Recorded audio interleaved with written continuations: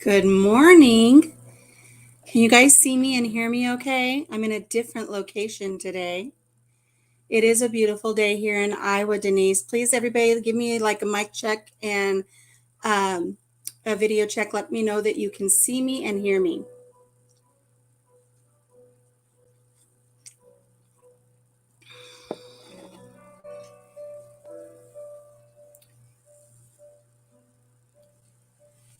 Cha-Cha says it's cloudy here in Dallas. You know, Cha-Cha, I used to live in Plano. Can you hear me? Somebody give me a thumbs up. I'm making faces at myself. All good. Thank you, Leanne. Thank you. So I'm coming to you today from my living room as opposed to my kitchen because those bar stools were starting to hurt my back. So I'm going to see if I can sit here on the edge of the sofa and just have a little coffee with you guys this morning. I tried to get all the background stuff out of the way, but my water bottles are there, but you could see worse things, right? Hey, Cha-Cha love. How's my girl? So we've got Cha-Cha, we've got Leanne from Mennonite Farmhouse, and we have Denise, who is my neighbor just down the road. Oh, I was going to bring something on to show Denise because she loves some of the things I get. She loves when I go thrifting, and I do thrifting videos, which I haven't done for a while, but I've got some really great deals. And so I'm going to probably jump up. Hey, Big Matt, how are you doing? Cha-Cha, you've had a tough couple weeks. I know. I'm glad you're feeling a little better. You like my cow, Denise? Look, it's a mad cow. When my son comes over, if he naps on the couch, he's like, Mom, that cow looks at me all day long. I can't stand it. Honey, if my cow's looking at you all day long, you need to get up and get a job. Oh, Sarah and or Chris from E3 Farmstead is here. Welcome, welcome. Let me jump up real quick, and I'm going to grab one of the little things that I got at the thrift store this week. I'm going to be doing a video later today on one of my magnificent finds at the thrift store. But I've got something just right here off camera. So let me grab that real quick because I want to share it because Denise loves them so much. She loves when I do little thrift store finds. So give me a sec.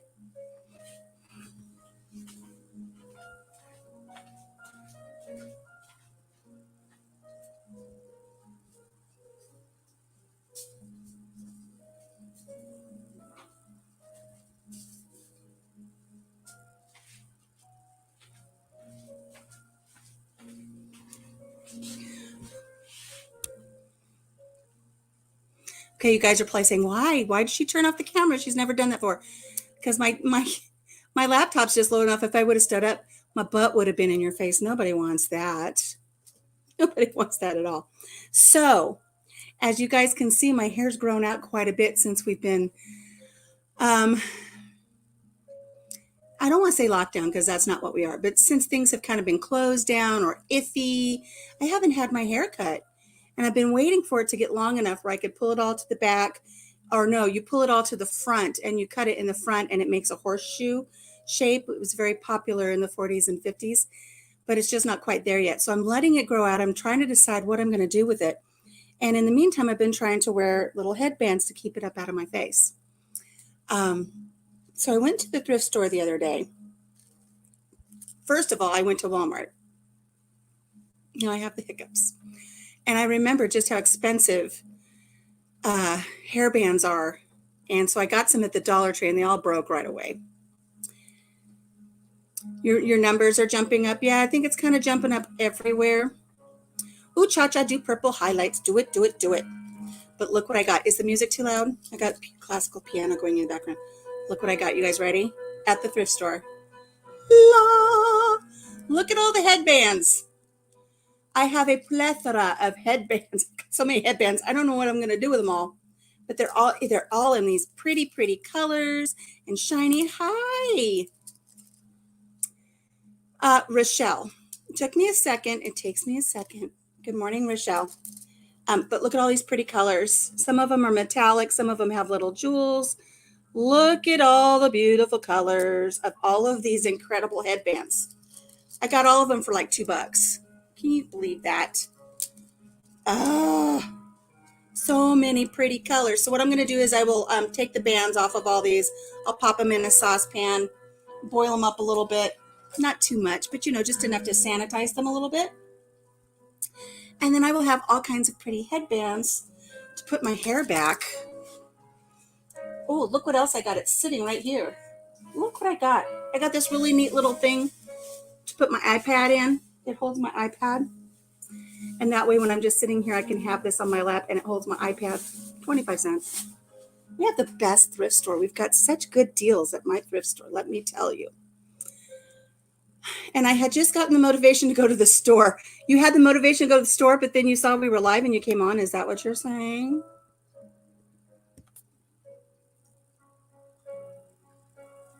Cha-Cha purple highlights would be really, really nice. Really nice for you. You know what? I saw a live yesterday. I was on a live last night. And I think what they're doing is they show the comments. And I'm hoping that they just toggle down. It doesn't work that way. You have to hit each one individually. I was hoping I could just toggle through my chat and they would just show up in succession so I wouldn't have to hit each one. Good morning, Marino's Mysteries. Oh, you're saying good morning to a Mennonite farmhouse. Never mind.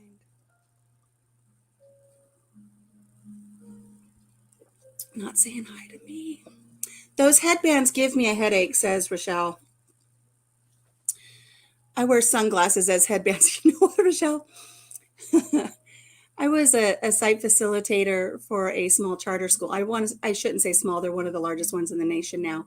But at this center I was at, I was the site facilitator, which was basically the office manager, which when the director was gone was basically I was the vice principal. And I used to get to work and I put my sunglasses up on the top of my head. That used to irritate my boss to no end. It was one of her pet peeves. I mean, I could run my nails down a chalkboard and she'd be happier than me wearing my sunglasses on the top of my head. She absolutely hated it.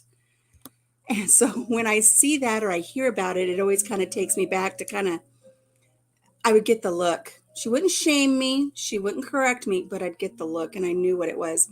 And when I left that facility and started working at the admin offices, I worked with a lady she would just be typing. Type, type, type, type, type, type, type. And she would just stop and she would just close her eyes and you could see she was frustrated. And I'd be like, what's wrong? She goes, your roots concern me. They bother me. She couldn't handle it if I had roots showing. Oh, goodness. My brain is not working today, I'm telling you. You can make care packages for kids that have to go to foster care with the headbands. Very true. Very true. I was trying to get across to Altruistic Farms the other day that one great thing, they're doing this sleeping bag drive. One thing that I did a long time ago was I went to all of the local dentists where we lived in California. And I just asked them for the little tubes of toothpaste and their little toothbrushes that they give to their patients. And they gave me a whole box of each. And I put those in my care packages to hand out to the homeless. So that was a really great thing.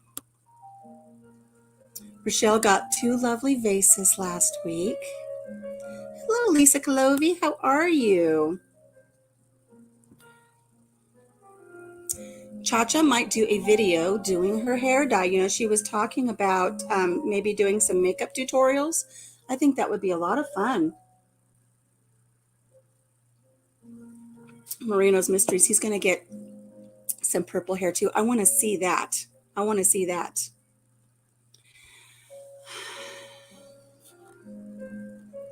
I did not see a Scrapple video.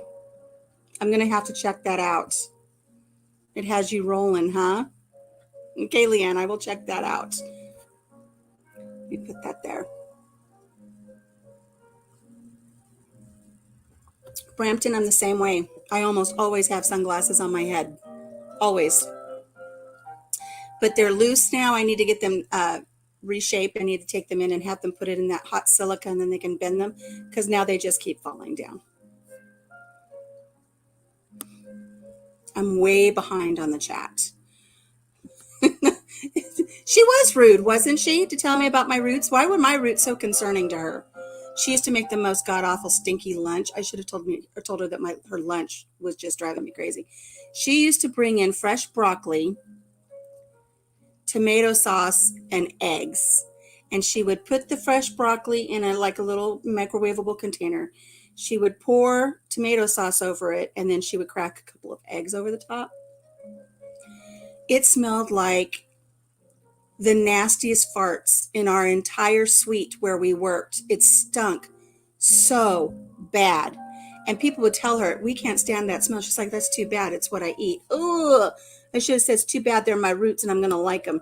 Especially if I would have known that a few years after that, I was going to be completely bald because there was a time that my oncologist did my hair.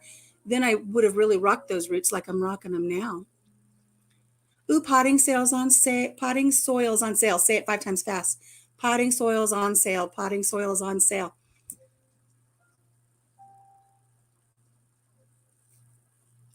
Do you see there, Cha-Cha? Rochelle loves makeup.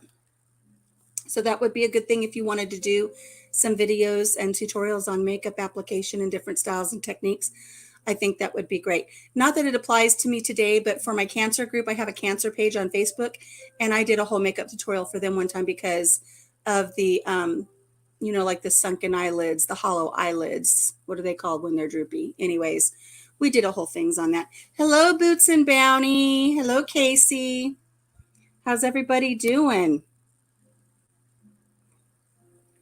Trying to get caught up a little bit. You're editing another Huckleberry video, says Rochelle. Gosh, I'm way behind. I went from doing a Huckleberry video to wanting to puke, so I'm a little confused. Mennonite Farmhouse. Leanne, I'm celebrating this month because guess what? We've not had a microwave for an entire year. And people are like, how can you live without a microwave? Haven't had one for a year. I don't miss it.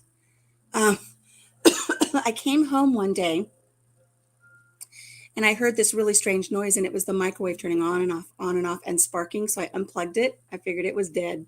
And I just never bought another one. So no microwave in this household for an entire year.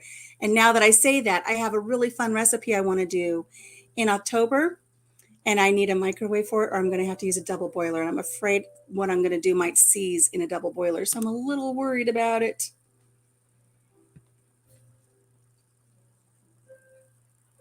Skincare's a mess. Cha-Cha Love, you might have missed it, but I've started, and maybe this is wrong skincare, but I am going to tell you.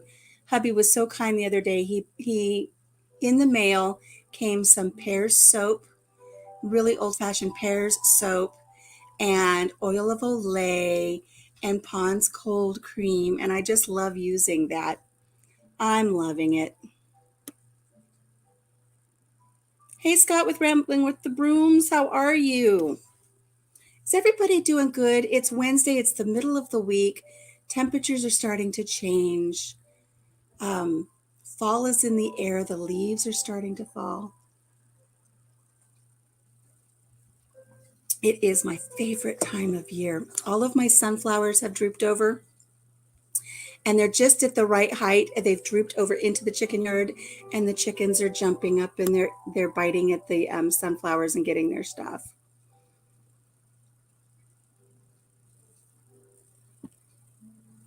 Hello, Lisa from Yogi Hollow. Ooh, Boots and Bounty hit 90,000 views. Woo!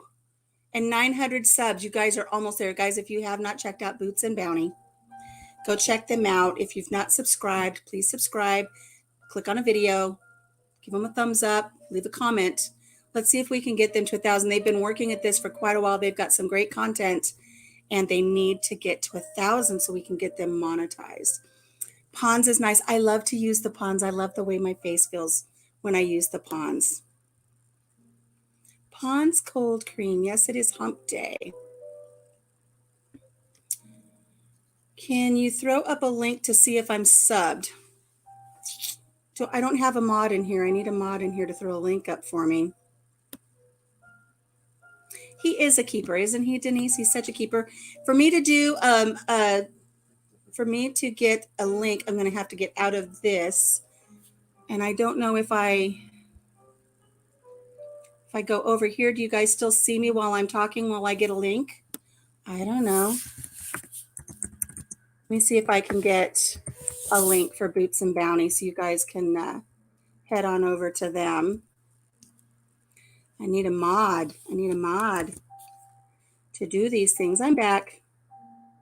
Somebody I think wanted a link to Boots and Bounty. I think that's what they were asking for. It's so difficult when I'm behind. Boots and Bounty says that they will.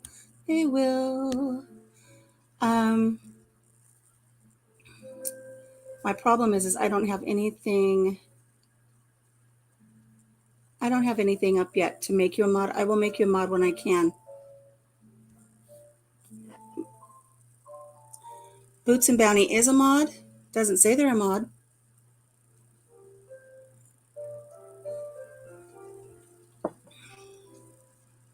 Steve is awesome, and Casey is the boss. It's very true.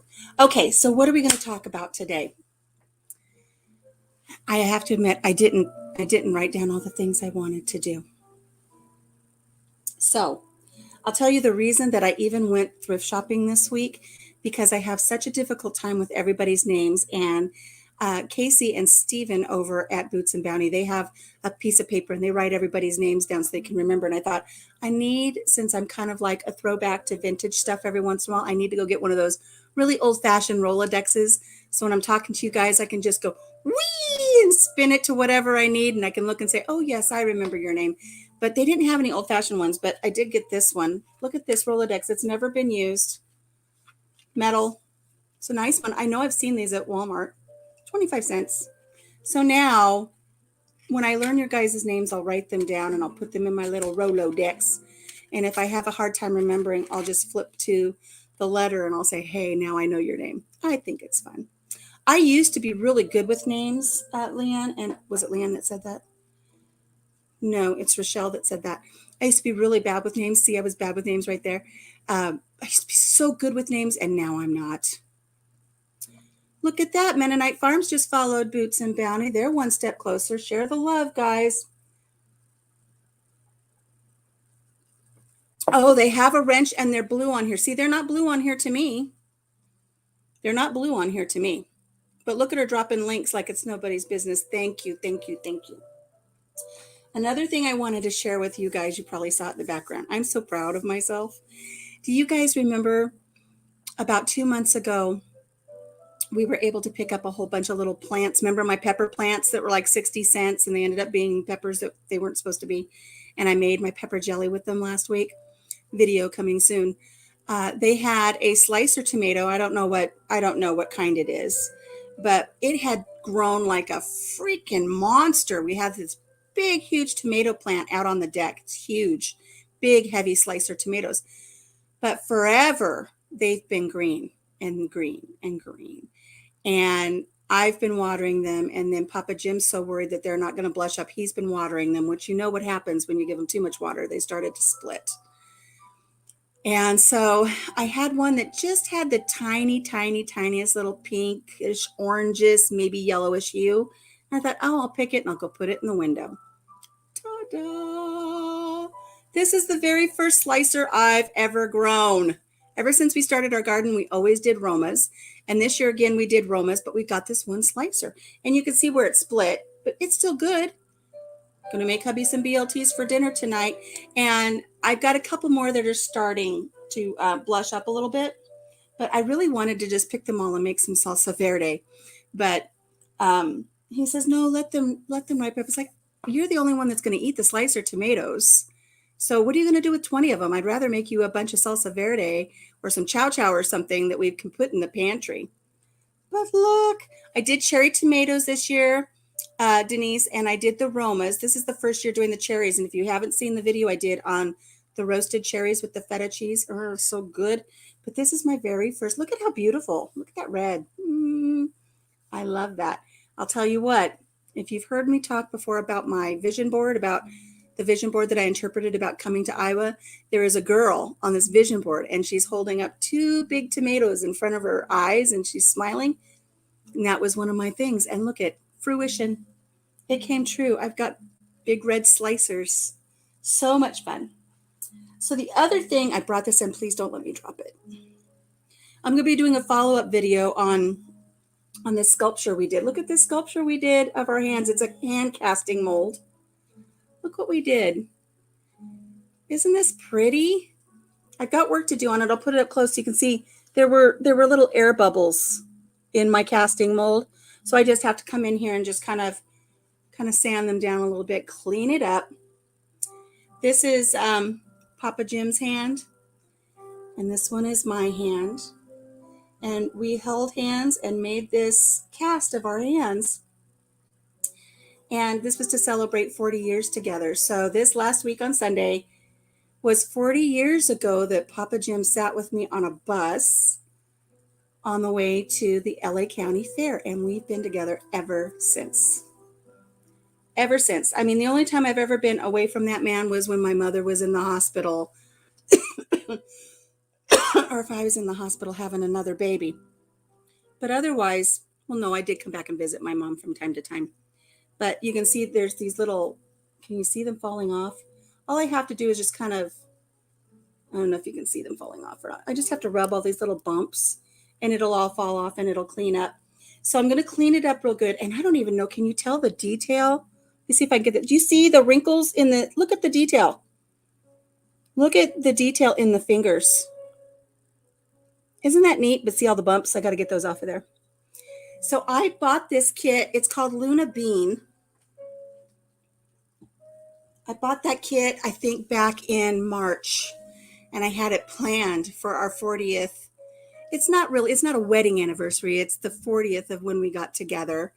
And I've been waiting and waiting and waiting and waiting. And I don't know about you guys. I have a little morose side to me. And I've done it for years. And comment if you can relate to this. I always put timelines in my mind for how long I can live. I know this sounds weird. But like when I was pregnant, I would have a fear of dying before I got to deliver and meet my baby. So it's like, if I can just live until my baby's born. And then there would be all of these little milestones. You know, if I can just live until this. And I remember, 10 years ago, if I would be getting on a plane and be like, oh, please, I hope the plane doesn't crash because I haven't met my grandbaby yet. So if I can live just long enough to meet my grandbaby. So this whole last 6 months or so, I've been saying, oh, if I can just live till September 26th, I got to live till September 26th so I can do that hand mold. And that way, if I die, my husband has this hand mold of our hands holding hands, and he's got that. Can't die before that. And so I was so excited when we woke up on the 26th. It's like, we have to make the hand mold today because what if I die tomorrow and I didn't get the hand mold? So I don't know if anybody else, you do that with your dog. I've done it my whole life. And I don't know if I can just make it to this birthday or if I can just make it to this. And, right now I'm like, I hope I'm here when it starts to snow. And I know a lot of people don't like snow, but you never know when it's your last snowfall that you get to witness, especially, having a medical history. And so when it snows, I'm so thankful I get to see it again. And when it's springtime, I'm so thankful that I get to see things come up again. And I hit those little milestones. And I think a lot of people are like, oh, it's snowing again, but you don't know. You don't know when it's your last snowfall. So I really try to embrace it as much as I can.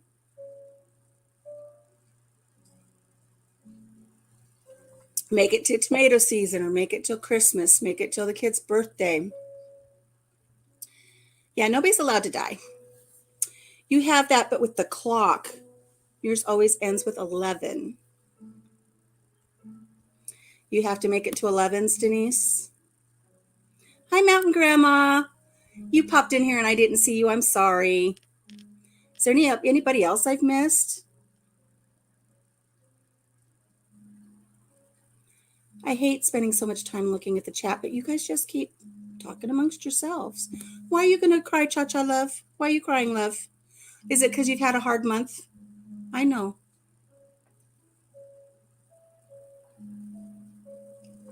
Hello, Daz. Daz has a headache. Oh, Daz, I'm sorry. Is it from your trauma yesterday?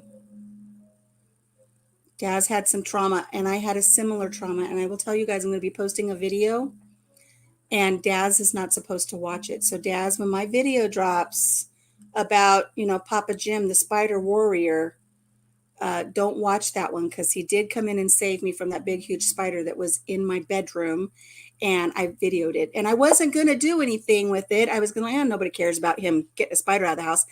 But there was so much chit chat back and forth in our Instagram group about Daz and this spider that he had in his house yesterday, which was a lethal spider.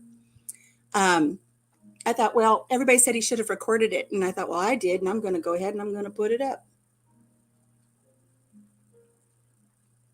Leanne's having a bad year, but not as bad as others. So she's happy for her blessings. I appreciate that. It's like they say, when you're having a bad day, somebody else is having a worse day. So always be thankful for what you have. Do I have anything else up here to show you? I don't think I do. I think I just brought all my little fun things to show you. Oh, I know what I want to show you. It's right here. It's down here. I think I showed you guys in an earlier video what we're going to do for our 500. We reached 500 subscribers, so we're going to be doing a giveaway. I have to plan all of that out. But I'm going to do as much as I can of homemade gifts. And one of the things, and I'm also going to be writing out the pattern, and I think I might put it up on Etsy. I don't know. But one of the things that I'll be gifting, and excuse the fact that I haven't sewn the ends in yet, but for those of you who can, this is a canning mat.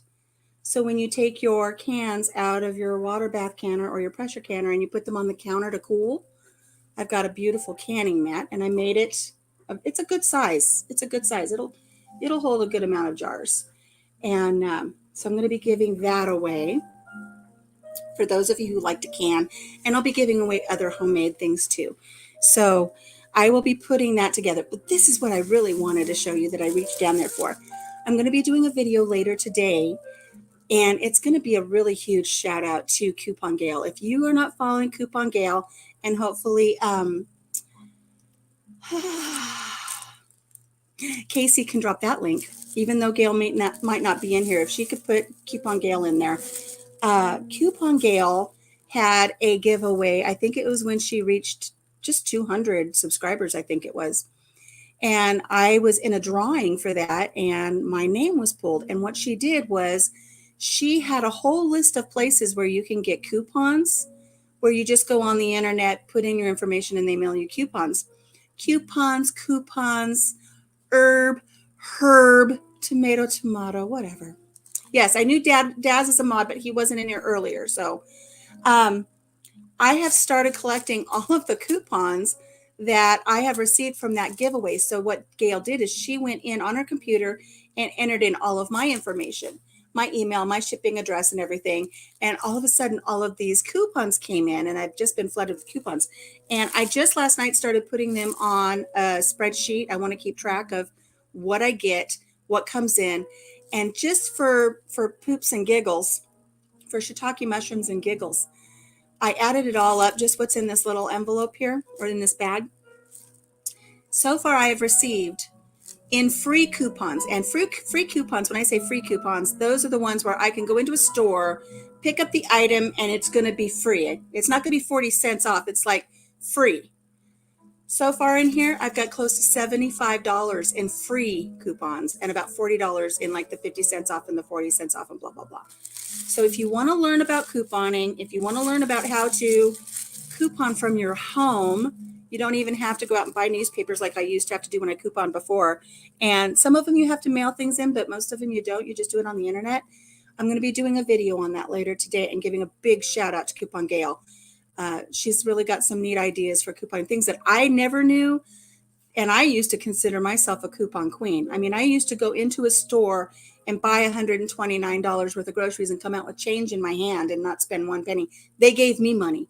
I walked out with all their stuff and they gave me money. That's how good I was at couponing.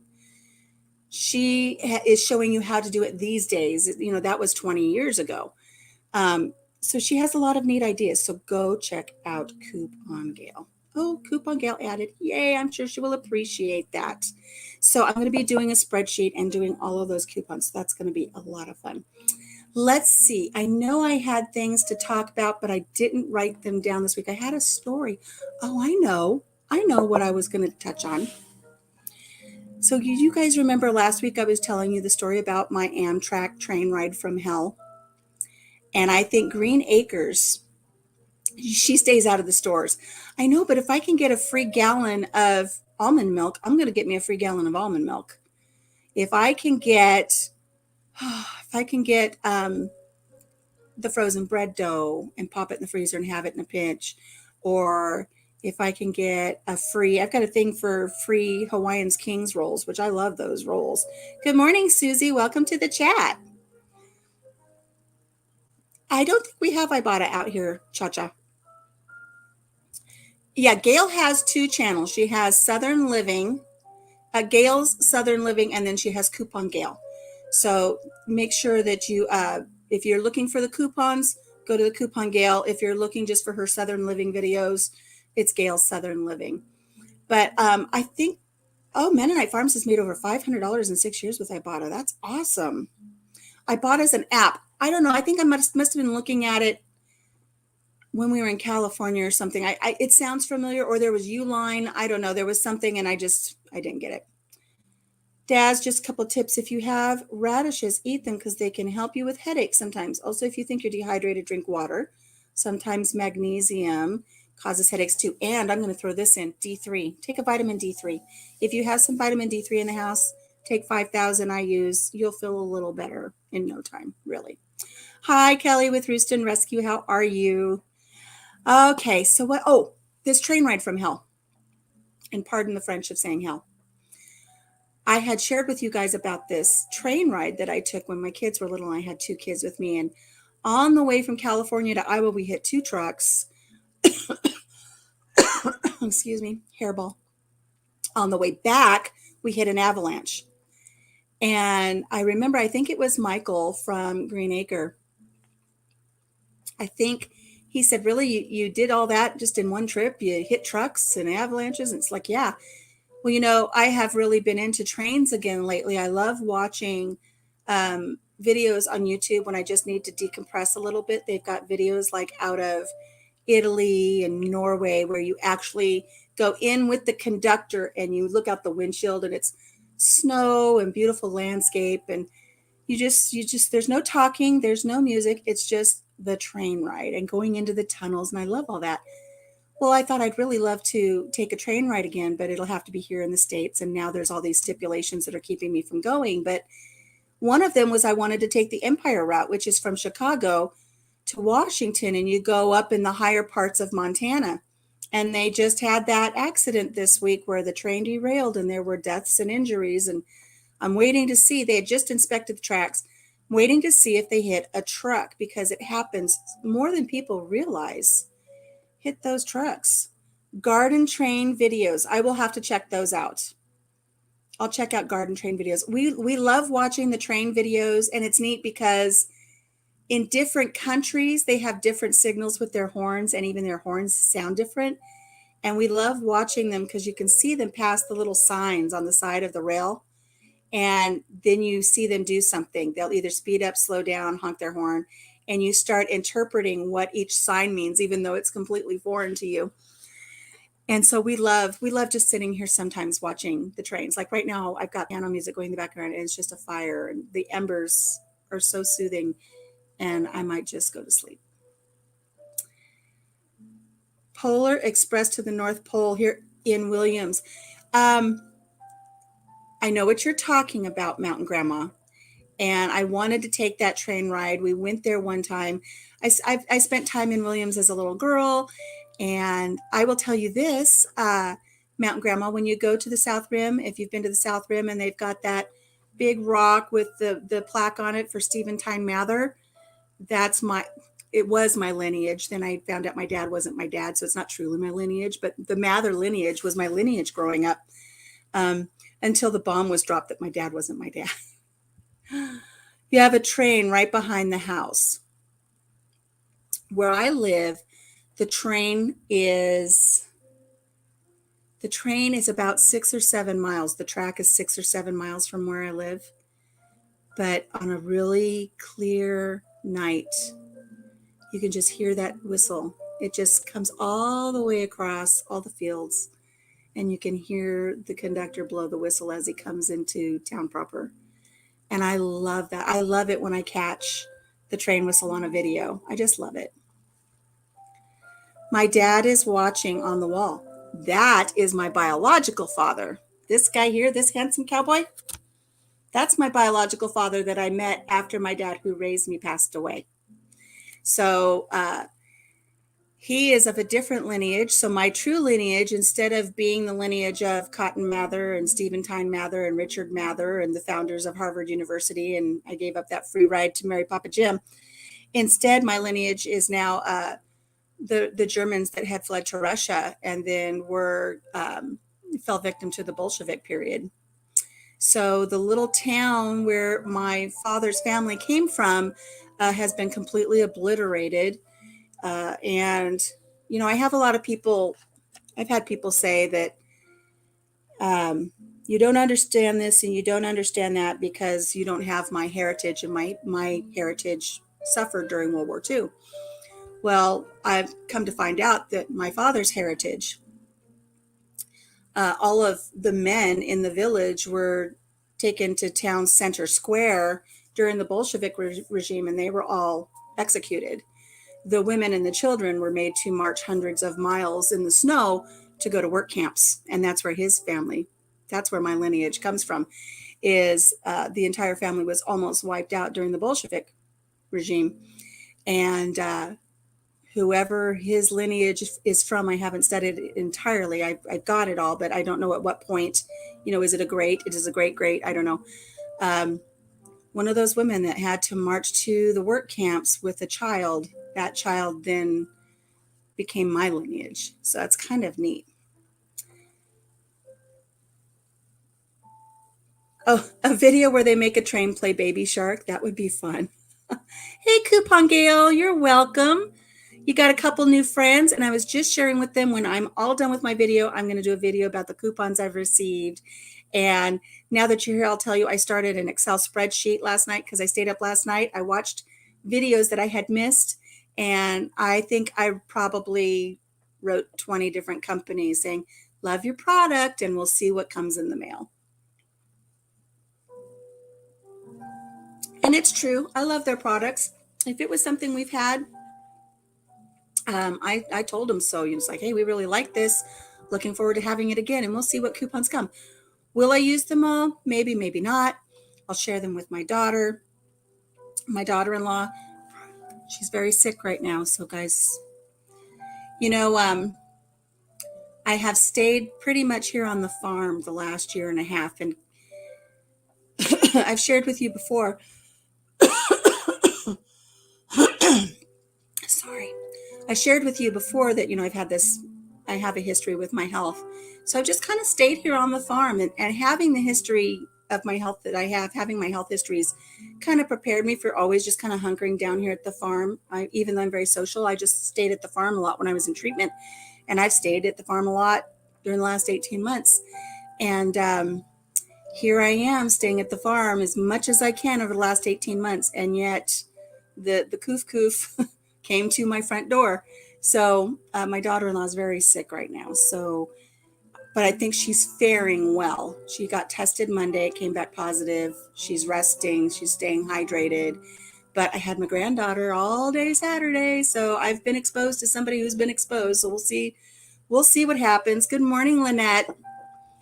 So I'm just staying here, and everybody's freaking out, telling me I need to go get tested. So I'll wait and see how I feel as I cough up another hairball. Anyways, so it came right to my front door. But, you know, you can't outrun it forever, right? So I'm taking my D3, I'm taking my zinc, taking my vitamin C. I'm using I have an inhaler that has a steroid inhaler to help me boost my lungs. So I'm doing that, and that's all I can do. And pray. That's about it. Charlie Victor. I don't know who Charlie Victor is. You guys get so far ahead of me. I don't know who Charlie Victor is.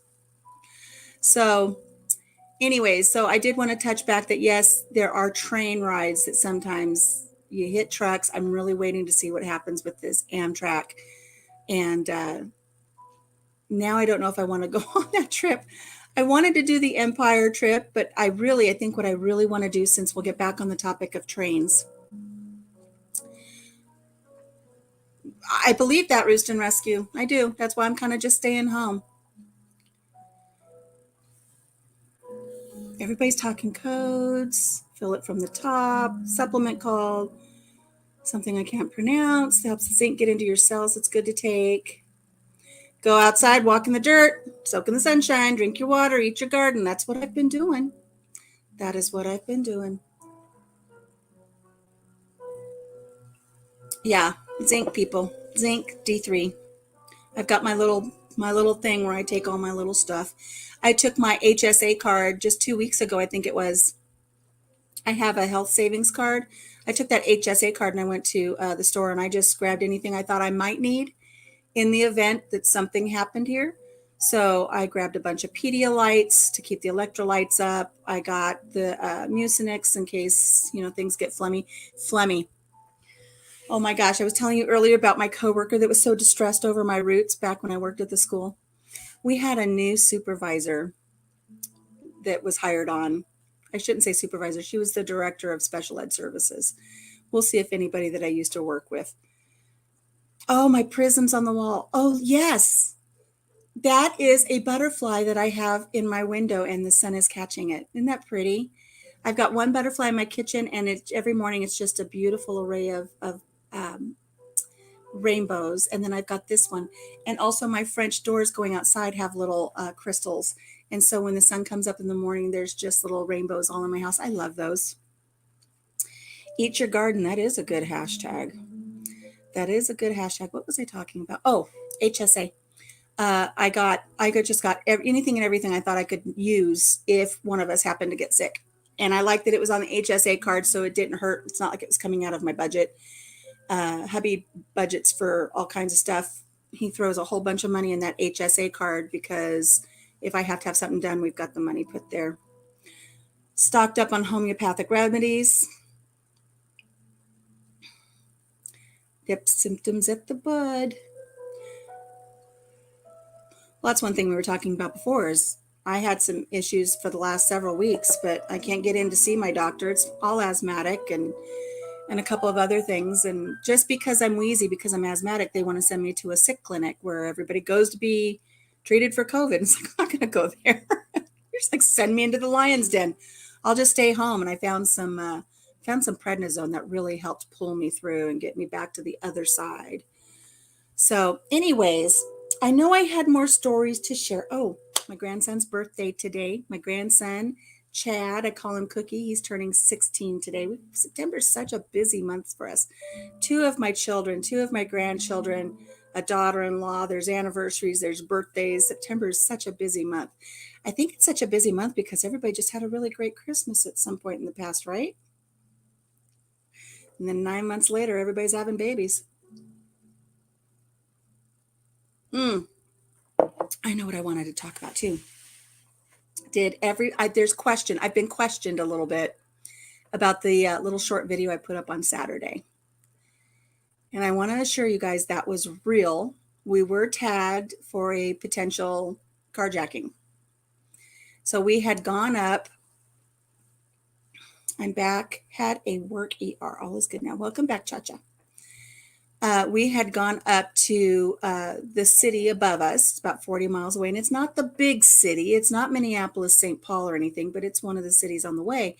And we had taken our granddaughter to go to a pottery place because we had her all day. And so she could paint pottery. And while she was painting pottery, I excused myself to go outside and take some pictures of the building and talk about the building, what we were doing. So it would be an intro to a video because I'm going to do a video for this pottery thing. And I don't know if it was then. I don't know if it was that somebody noticed that I was by myself and my car was parked in a really advantageous spot. Or did they see us arrive and they saw us arrive with a little girl? I don't know what it was. But we did not park in the parking lot in a regular parking spot. We parked in front of the store right on the street, and there was nobody in front of us. And people could park behind us, but that wouldn't be relevant, right? But there was nobody to park in front of us. So it's very easy to just get in the car and pull away. And I had gone outside and I had taken some footage, and I looked inside and it was like, oh, I forgot my purse in there. And so my purse is on the floor, but whatever, no big deal. I don't need it. We're usually not worried in this particular city. And so we were in there a couple of hours, and we come out, and when we come out the door, Papa Jim went out first, held the door for our granddaughter, and then I walked out, and he's just got this look on his face. And I said, what's wrong? He goes, what's on the windshield? And I looked over, and on the windshield, underneath the windshield wiper, there was a dollar bill. And it was tucked down real low. So it's like you might not see it until you're sitting in the car looking out the windshield. It was tucked down low. I said, what is that? He goes, it's a dollar bill. I said, who would do that? And he said, get in the car right now. And it kind of caused me alarm. He said, get in the car, get your seatbelt on. So we both jumped in the car. And of course, I'm like this, right? I'm like, wait, let me film this. Let me get my camera out. So I got a picture of the dollar bill. But he jumped in the car. He had his pew pew with him, and we lit up out of there. And he was taking right turns, left turns, going in circles to make sure we weren't being followed, because Papa Jim for a time in his life was a security guard. So he tries to keep up on, gosh, my nose is tickling. He tries to keep up on different scams, different things that are going on. And he knew that finding any form of money, he knew that finding any form of money on your windshield is a big red flag. And sure enough, it is a big red flag. We do get influences from Chicago, from Minneapolis, St. Paul, and up from St. Louis. And you get some elements of crime that make their way into the smaller cities. So what people will do is they will find a car that is easy access, and they will put a dollar bill underneath your windshield wiper. And generally what happens is people come out, they're so busy putting things in their car, getting everything situated. They get in the car and they put their key in the ignition, and either they just have the key in the ignition or they've gone ahead and turned it on, either way. And it's about that time they go, oh, there's money in my windshield. And the person will get out of their car and walk around. And sometimes it doesn't matter what side of the windshield it's on, but if it's on the right side, if it's on the passenger side, I mean, now you're all the way around the car, and they can, anyways. What they'll do is they wait for you, they're watching you, and they wait for you to get out of your car and walk around that door to get the money off the windshield. And when you're out of your car with the keys in the ignition is when they will bum rush you and either knock you to the ground or whatever they need to do. And they jump in and they take your car. They carjack you. So Papa knew that something was up, and we confirmed it. We confirmed it with some recent searches from some of the larger police departments that are putting out warnings for people that this is happening. We also called the police department. So, and then I was talking about it the other night, last night on a different live, kind of not even a homesteading live, it's a different genre. And they said, oh yeah, they use that technique too for sex trafficking.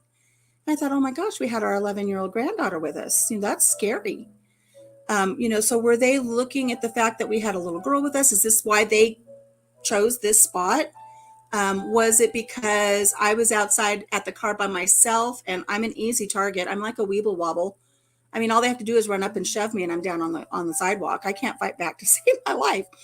So I'm really glad that it wasn't just my granddaughter and I. I'm really glad that Papa Jim was with me. He was armed. He was prepared, ready to go, and he just booked it out of there and knew what to do. And I know there's Dad said, hey, use that dollar and buy yourself a treat. And we bought treats, but the dollar's kind of still sitting on the floorboard. I'm even kind of afraid to touch it.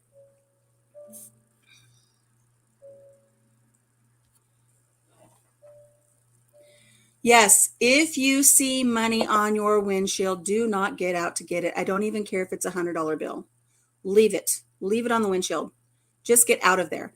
And one thing I asked Papa Jim is, I have just a regular little Chevy Trailblazer. It's nothing special. It's not like it's one of those cars that are really big to be, stolen. It's not a Honda or something. I said, why would they target this car? And he said, well, one, it's easy to pull away because of where we were parked. You don't have to back out. They could just shove you, jump in, and take off. Two, it's on the outer edge of town, so it's not like they would have a lot of traffic to contend with. And even if they don't want the whole car, they could drive it 3 blocks away, pull into a garage and take out the catalytic converter and then just dump the car. So, maybe they didn't want the whole car. Maybe they just wanted something that they could turn around and sell real quick. It's hard to say. So don't take anything. Even if you walk up to your car and there is a business card, be careful. Just leave it. Get in your car and take care of it elsewhere. Use gloves if you have to, because you don't know what's been put on that card. Yeah, it's sad that we feel kind of safe living in this rural area where we are, and then you just kind of branch out off the farm a little bit, and before you know it, somebody's doing something stupid like putting money on your windshield. So I will confess to putting something on somebody's windshield one time. Here's a story.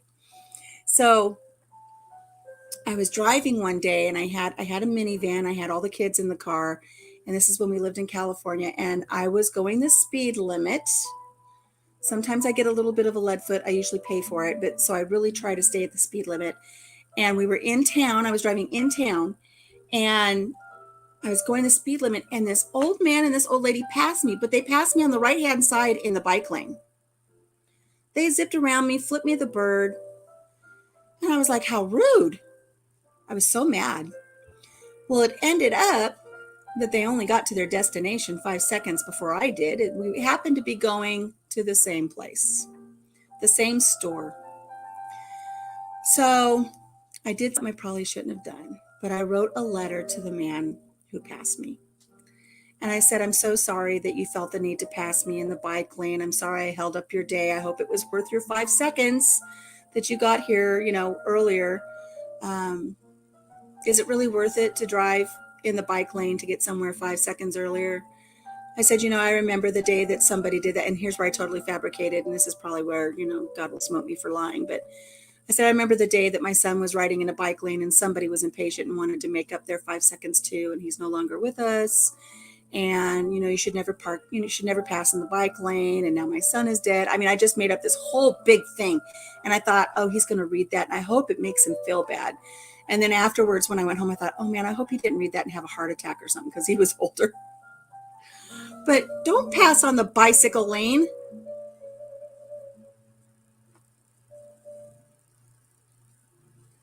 To make sure that Louie's not in there. Okay. So I did something bad. I wrote that on there. Yeah, I can be passive aggressive. When I tell you stories, the stories are true. I might embellish a little bit just for, some dramatic content, but they're true. But that day I really did make up a big, huge lie. I can't help it. So I'm going to put the link up. Does anybody want to come and talk? I don't have a lot to talk about today. We're working on our barn quilt. Oh, I know what I wanted to tell you. I'll put the link up anyways, because I just need to do that. Oh, no, that's not what invite. I hit the wrong button. Is this going to work? There we go. So if anybody can come up, say a little prayer. Father, forgive me. I did it to save his life. You know what? Maybe it'll make him think the next time he decides to try to do that. And it will save some little boy or little girl's life that is riding in the bike lane, because that was totally uncalled for to pass on the right. I remember I was in the 10th grade and I was riding a 10-speed to school. And it was in the unincorporated part of the county that we lived in, or in the city that we lived in. And so you had the road, no sidewalks, a little gully, and then people's yards. And Scott's coming on. Hello, Scott. I'm going to add you here. Hi, Scott. Good morning. Hello. But as I was saying, let me finish this real quick and then we'll get into a little convo. I was riding my bike and somebody decided to pass a school bus on the right-hand side. And as they passed, there's me and the school bus, and they passed in between us. And as they came over to the right to pass the school bus on the right-hand side, they just clipped my handlebar. Leanne's going to come on too. So they just clipped my handlebar, and it made the handlebar turn as I was flipped off the bike, and the handlebar went right into my ribs and then pitched me off into the ditch. Nobody stopped. The car who hit me didn't stop. The bus driver didn't stop. 3 cars behind me didn't stop. Nobody stopped to help me, and I'd been hit by a car. And I walked my bike the rest of the way to school, and I only got through maybe 3 periods. And I had to go to the nurse's office because I'd hurt myself so bad with those handlebars going into my ribs. And I don't know, my dad was at work and my mom didn't have a car. They called the police to take a report, and the police officer had to drive me home. So my mother was just mortified. My mother was mortified because we lived in a cul-de-sac. We had just moved there a few months before, and here the police are already bringing her delinquent daughter home. They didn't know I'd been hit by a car. But she said she saw everybody peeking out their kitchen windows going, oh, yep, new people. New people just moved in. The police are already here. We knew it was coming. My oldest daughter was the exact same thing. About half a mile from our house, she got she got hit from behind by a car. It was a young lad texting, um, but not one person stopped. She ended up in the ditch. Mm-hmm. Thank God she was all right. But yeah, no. And called the police, and she got a partial plate. And the Mm-hmm. cop at the time, he's no longer a police officer, said, "Oh, that's not enough for me to investigate. Have a nice day." Hmm. Didn't even drive her home. Oh, wow. And I was working in a town. Actually, I was in Missouri at the time, getting ready to deliver, and my wife was working in the city. And she had to walk her bicycle that we had just bought her, and it was an expensive one. It was probably $300-400, and it was garbage. It broke both wheels. The steering was broken in half. Yep, no care in the world. The bike I was riding was Papa Jim's bike. And when his dad learned that Jim had let me use his bike and I got hit by a car and the bike was ruined, oh my gosh, did he have a fit? Oh, he was going to sue my parents. He was going to sue them for everything we had. Oh, yeah, he didn't like me. Gosh, my nose is so tickly today. I don't know if it's because I've got the fan on or, but my Just means nose is tickling. you just means you have to kiss a fool. Got to wait for Papa Jim to get home. Yeah, I'll have Papa Jim come home. So, Leanne, how are you doing today? I'm better than I was yesterday, but I'm still What's the not. matter, love? I got a head cold. Plus, I'm taking a really powerful antibiotic that's just bringing me down. Hmm. Well, hopefully it's So taking yeah, you to his job and get you feeling better soon. I hope because I'm Somebody not gonna commented give. on the piano music. I got the piano music going on in the background. Glad that you guys are enjoying it. It's It's soothing. just soothing. Right? Just want to go sleep. So real quick here, we're going to click on this comment. Roost and Rescue said she was riding her bike when she was 5 in the park that they lived in. Stopped at the corner to watch for cars. No cars were coming. Proceeded to ride. Drunk woman whooped out of nowhere and smacked my front tire.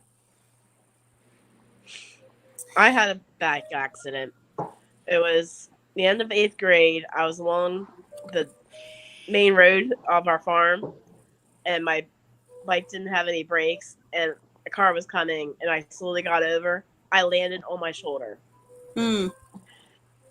The car didn't or just passed me and didn't even seem to care, but I have never been the same. Hmm. I can't do a volleyball serve. Nope. Your volleyball career was over Exactly. Before I even started. before it even started. But Welcome, Going Green Mom. but I did swim butterfly in high school. I, So I explain that think I one. think like a brick, so don't even talk swimming. No, I don't understand that one. How can you swim butterfly with a bad shoulder? But not But I did. serve. Yeah. My friend Debbie, who pops in here every once in a while, she was grown with a child and wanted to ride her daughter's bike, and her brother were just kind of goofing around in this little cul-de-sac they lived in.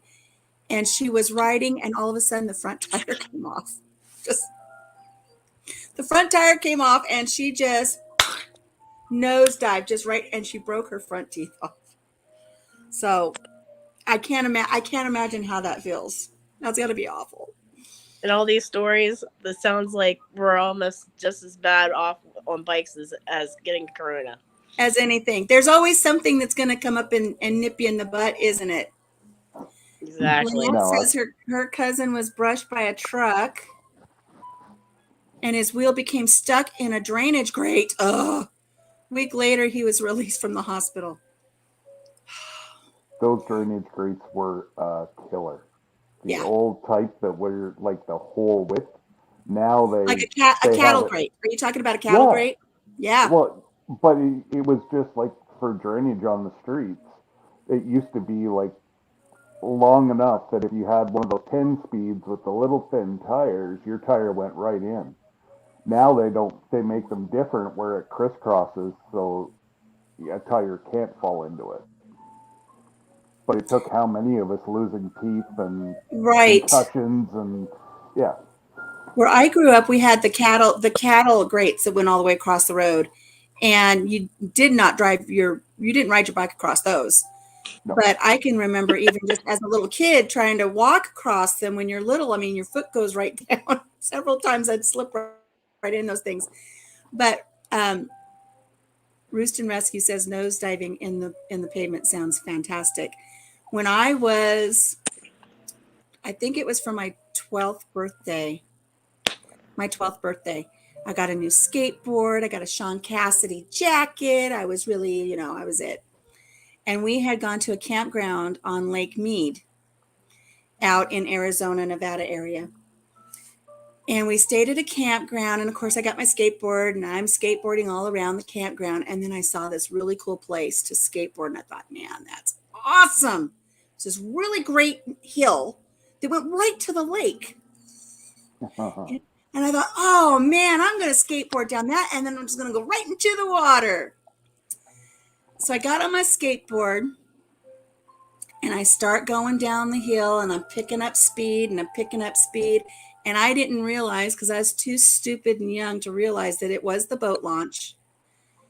And when you get close to the boat launch is where when they get close to the water, it's where they've taken all of the rakes through the concrete so it's not slick.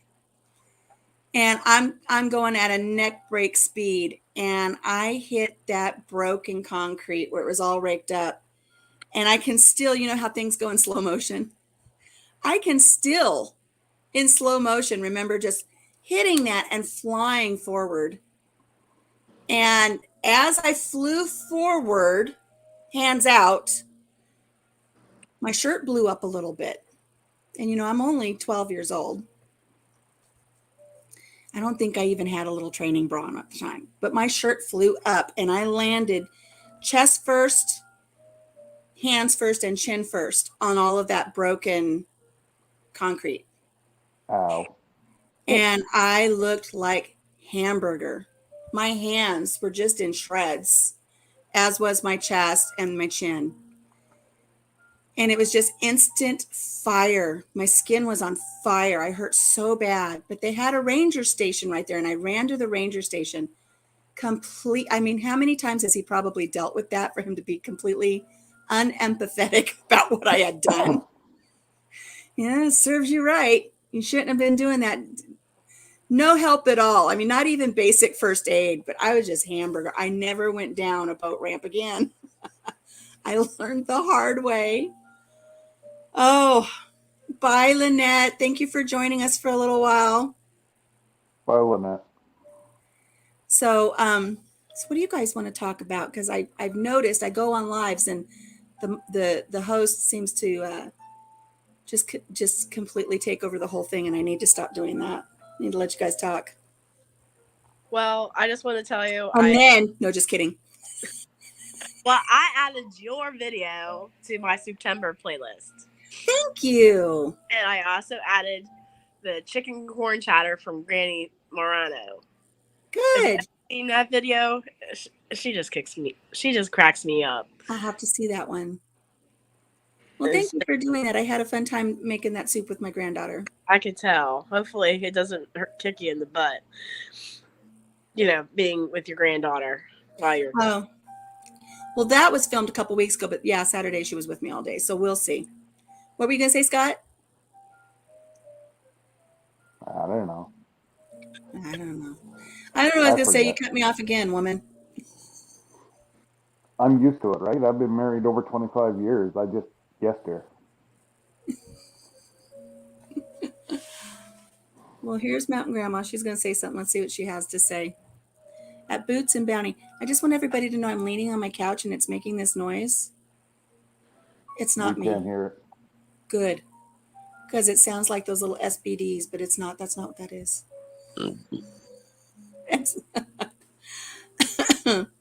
Your little dude is probably going to be exceptional. He seems like a good kid. At Boots and Bounty, they got a good kid. You know it. And Going Green Mom, she's new. She and I recently connected over at an RV, the Weekend RV or RV Weekender with Robert. I can't remember exactly how that goes. Some of you may know him. My kid's brother had a headache at school, and apparently that means someone hit him in the head. See, this is what one thing I love about the chat is you can do things, but I'm so far behind on the chat. I'm so lost on what people are talking about. Open my mouth, brain shuts off. I will tell you guys, I can see on Facebook my little messengers going off. Somebody's trying to message me on Facebook. I put out a call to my community that, what's your coffee cup say? Kind, beautiful, and capable of big things. Ooh, that's a nice one. And Much it's nicer than the actually, coffee cup I just designed, which we will talk about. I put a message out to everybody that, we were talking earlier about not knowing when you're not, is this going to be your last snowfall? When you get a cancer diagnosis, you start putting your bucket list together of things you want to do. And one of the things I've always wanted to do is I want to ride in a combine doing the harvest for a cornfield. I want to be up in the combine and I want to watch those forks go through the corn and pick the corn. It's just something I want to do. Well, come on over. If you were closer, I would. But I do have somebody who's setting me up to go to a local community so I can climb up in the combine. I don't know if I'm going to be able to climb up in the combine. That's hard. I don't have the best, they might have to get behind me and shove. Just you plant might one want to hand bring on each Papa side. Jim. Just give me a good old shove. Bring Papa Jim for that one. You think I'm gonna? You'll be fine. If I can climb a ladder to paint the corn crib, I should be able to get up into a combine. I hope. Mm-hmm. Well, there's two handles, and yeah, you've always got minimum 3 points of contact. You'll be fine. Okay. If I can get this fat thing out of a bathtub, I should be able to get up into a combine. Oh, heck yeah. So it's something I've always wanted to do. And because when I was diagnosed and going through treatment, it was harvest time and I was watching the combines on the local acreages. And it's like, man, I really want to do that. But all this time I've not done it. So I put the call out to my local community if somebody would be willing to let me come ride with them in their combine. So somebody is setting that up for me. So hopefully in the next week or two, I'm going to get to go up into a combine and record that. Because I just think it would just be so neat to see firsthand. I can watch son-in-law and watch him drive that crazy combine all over the place and get that point of view, but I want it for myself. I love that movie. I do too. Have you seen that one, Scott? No. What's the name? I'm not a big Son-in-law with Pauly Shore. No. I don't think so. You need to watch it. I'm not a huge movie guy. Movies, if I want to sleep, I watch a movie. Oh. I'm Well, one of this one, those I don't know ones. that you'd sleep through this one. It's fun. Hello, Granny Marino. Lynette, Leanne was just talking about you. And it was It was all good. Going Green Mom says she's been talking to lots of teenagers lately. Spacing out is apparently fainting. Boundaries from parents are abusive. If a headache requires a CPS call, I guess I shouldn't be surprised. You know what? That makes me think Wow. that this last Saturday when we had our granddaughter, she wanted to go play at the park. And so we took her to the park, and we've got a new park that's been built in town. It has all kinds of really neat stuff that they didn't have when we were kids. And she's playing on all this stuff, and she fell. She fell off. So, we were right there. We said, don't get up right away. Let's make sure you're okay. Because she fell off and landed on her back and then hit her head. So we wanted to make sure she was okay. She was fine. We checked her tickle spot on her knee and she jumped right up and she was fine. She goes home, tells her mother, "Yeah, I fell at the playground. I lost consciousness. I was unconscious for a long time." It's like, "What? Why would you tell them that?" Makes me look completely irresponsible. She didn't lose consciousness. Good grief. This is today's society. I guess so. I guess Victims. so. And she's the one who I'm trying to teach how to do things in the kitchen and all these little things that, not to throw my sister under the bus, but my sister came over for dinner one day and her daughter and boyfriend were here and we're talking over, they're in their 20s. And they said, "Is there anything we can do to help?" "Well, yeah, here, grab this can opener and open this and you cut that onion." And she didn't know how to work a can opener. She was in her 20s. And she did not know how to work a can opener, and he didn't know the first thing about cutting an onion. Oh my. And I thought, how is this possible? So I'm trying to get a hold of my granddaughter to just show her these little things, so you don't cut your thumb off, and you know how to work a can opener, and you know how to snap beans with your grandma, and all these things. I'm trying to get all of that to her. Wow. Granny Marino saying, "Hello, Leanne." Love you, Granny. Tickle nose. My nose is so tickly. So this week I'm going to finish up my hand sculpture. I'm hoping, gosh darn, my nose is tickly. It's not itchy. I think I've got the ceiling fan on and just little bits of dust are just coming up and tickling my nose. Hi, Hedgehog Homestead. Hello, Laura. We'll put the link back up and see if anybody else wants to join.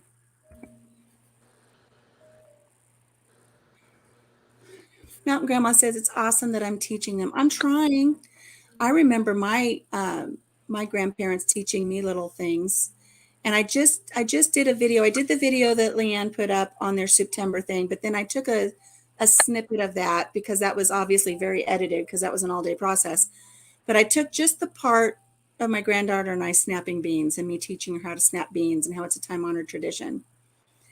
And I cut out the audio for a lot, and it's just our hands just snapping beans with music in the background.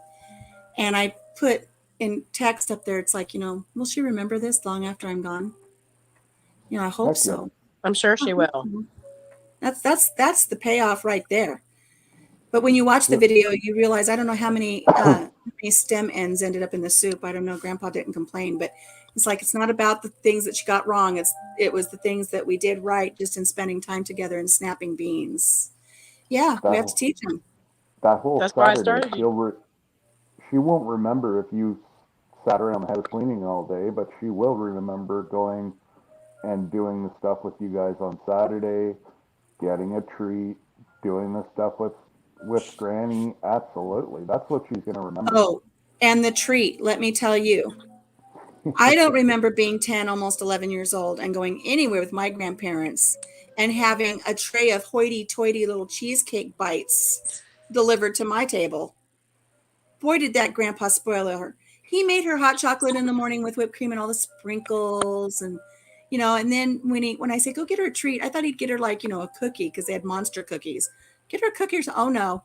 She's there with her little pinky up, with her little, but she shoved a whole bite in at one time. She's like dainty, but shoving all of the cheesecake in her face. But I didn't get cheesecake bites when I was that age. No, you had to It's clean. like That's there's a why we Skittle don't on the remember floor, a go whole for lot. it. Well, that's why I started my YouTube channel, so my nephews and my nieces be able to learn how to cook from scratch because their parents can't. Right. I mean, just an example. I asked my brother to bring a ham for Thanksgiving. I made all the other fixings. He brings a ham straight from Walmart and slices it up and fries it in the pan.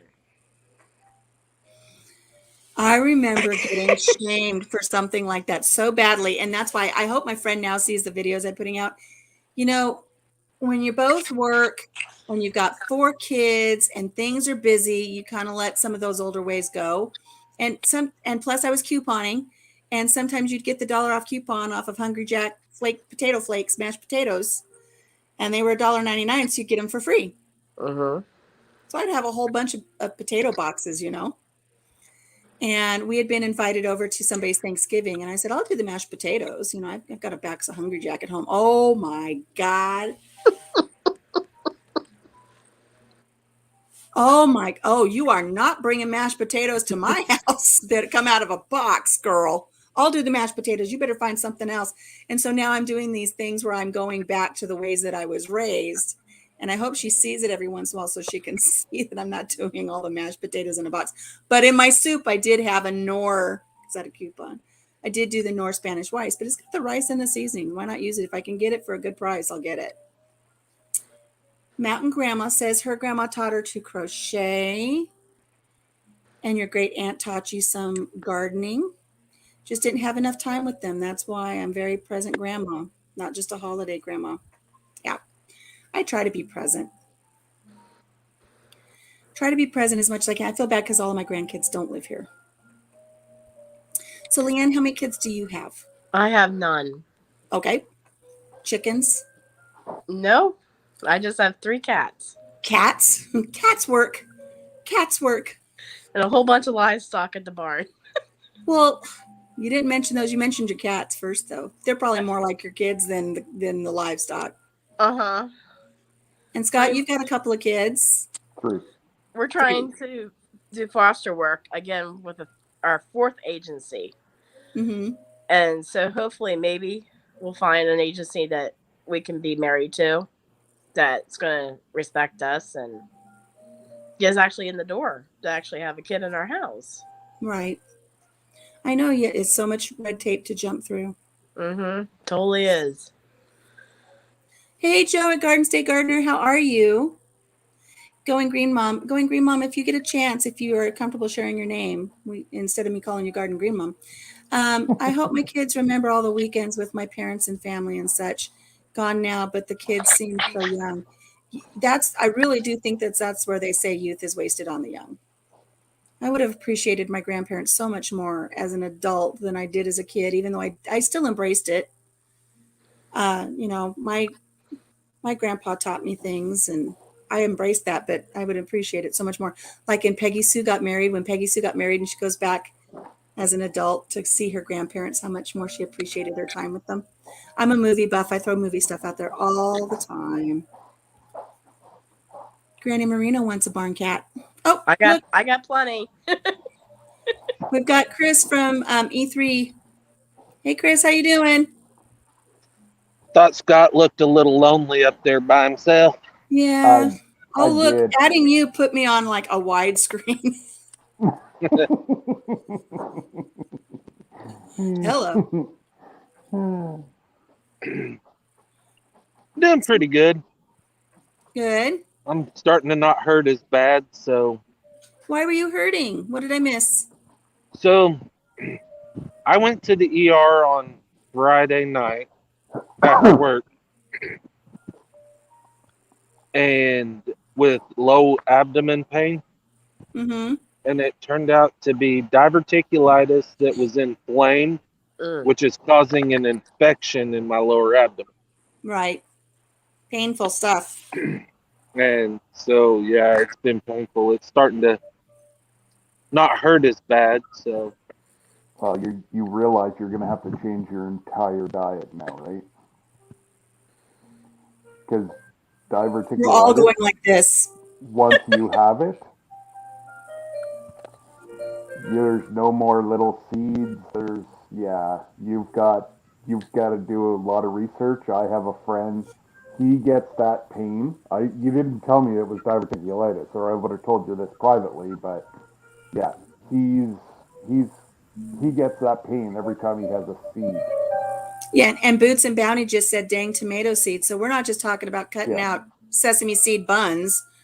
Oh, I know. It's going to be it's bad because I love tomatoes.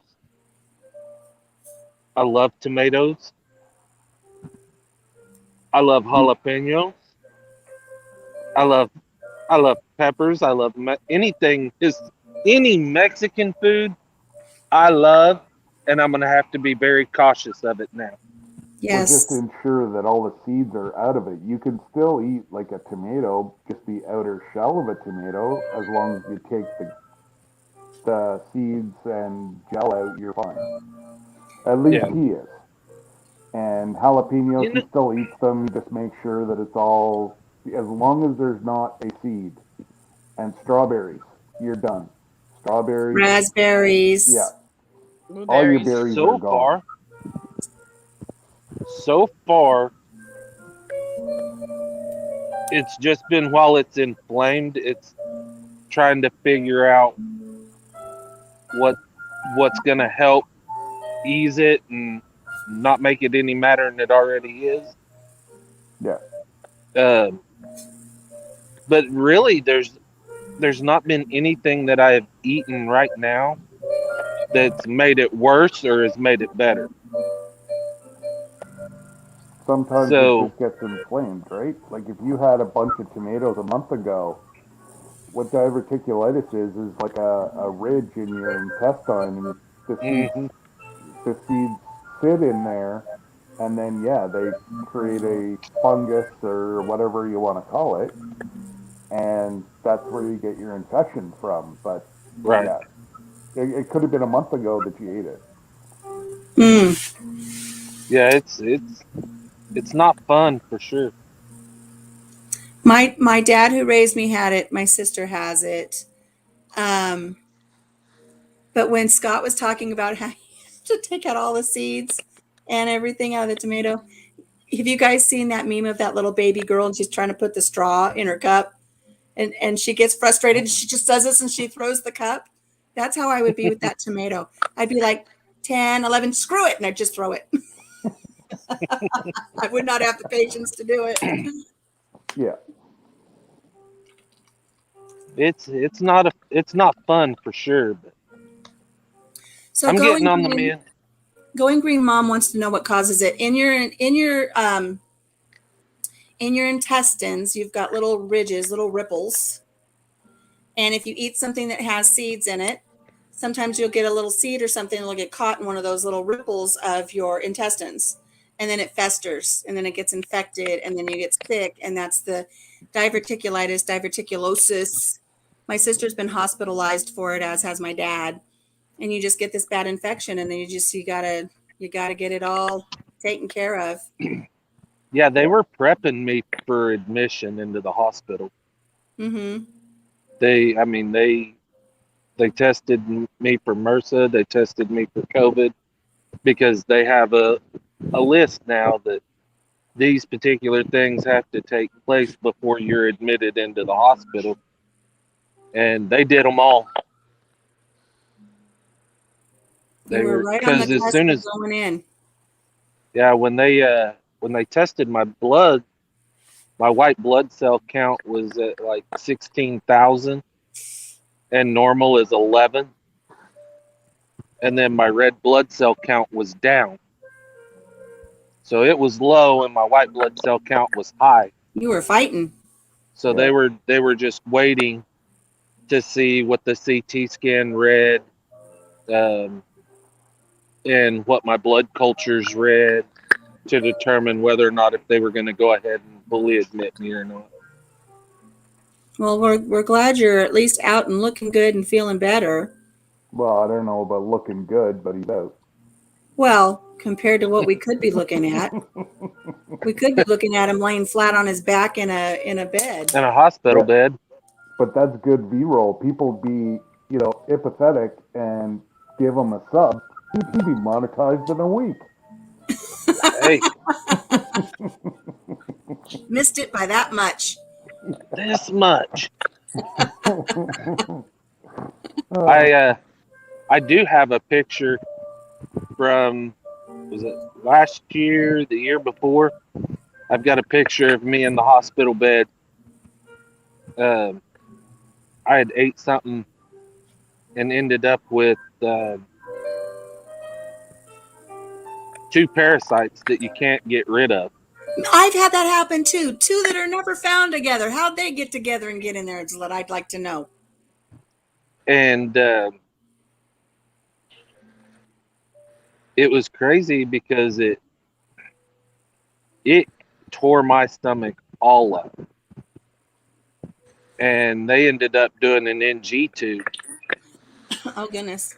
and they gave me 2 rounds of morphine, and it didn't touch the pain. I had something similar happen. I had gone to, this is when I was still eating meat. I had gone to a steakhouse and then I got really sick. And so I ended up having to have a lot of tests done. And they said, you got two things going on here that are never found together.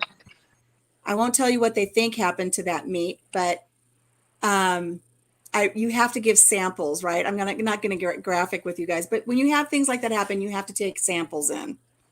Hmm.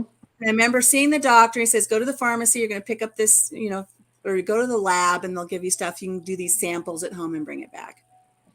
So I go to the lab to get my supplies for this sample. And it's like this Broomhilda type woman with, you know, a beard and the wart on the end of her nose. And, you The know, it's like, okay, thanks for my stuff. Do my Wicked Witch of the sample. West. Huh? I said the Wicked Witch of the West. Yeah, yeah. Okay, give me my stuff. You know what I'm going to do with it, right? I don't care. I go back and like Adonis is standing at the counter. Here is this golden god of a man with beautiful hair, perfect skin, beautiful eyes, perfect teeth. And he's at the counter and it's like, here's my poop. I don't know where she went, but she wasn't there that day. I was mortified. Mortified. You know how much poop he handles in a day? I know, but it still mortified me. Yeah. Yeah, be grateful you don't have gut issues.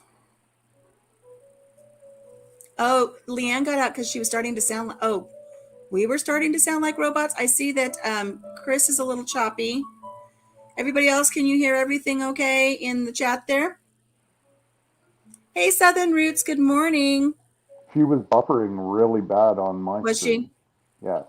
Hi, Free Hanley Maid. We're just talking about, you know, lab results, lab things, gut issues.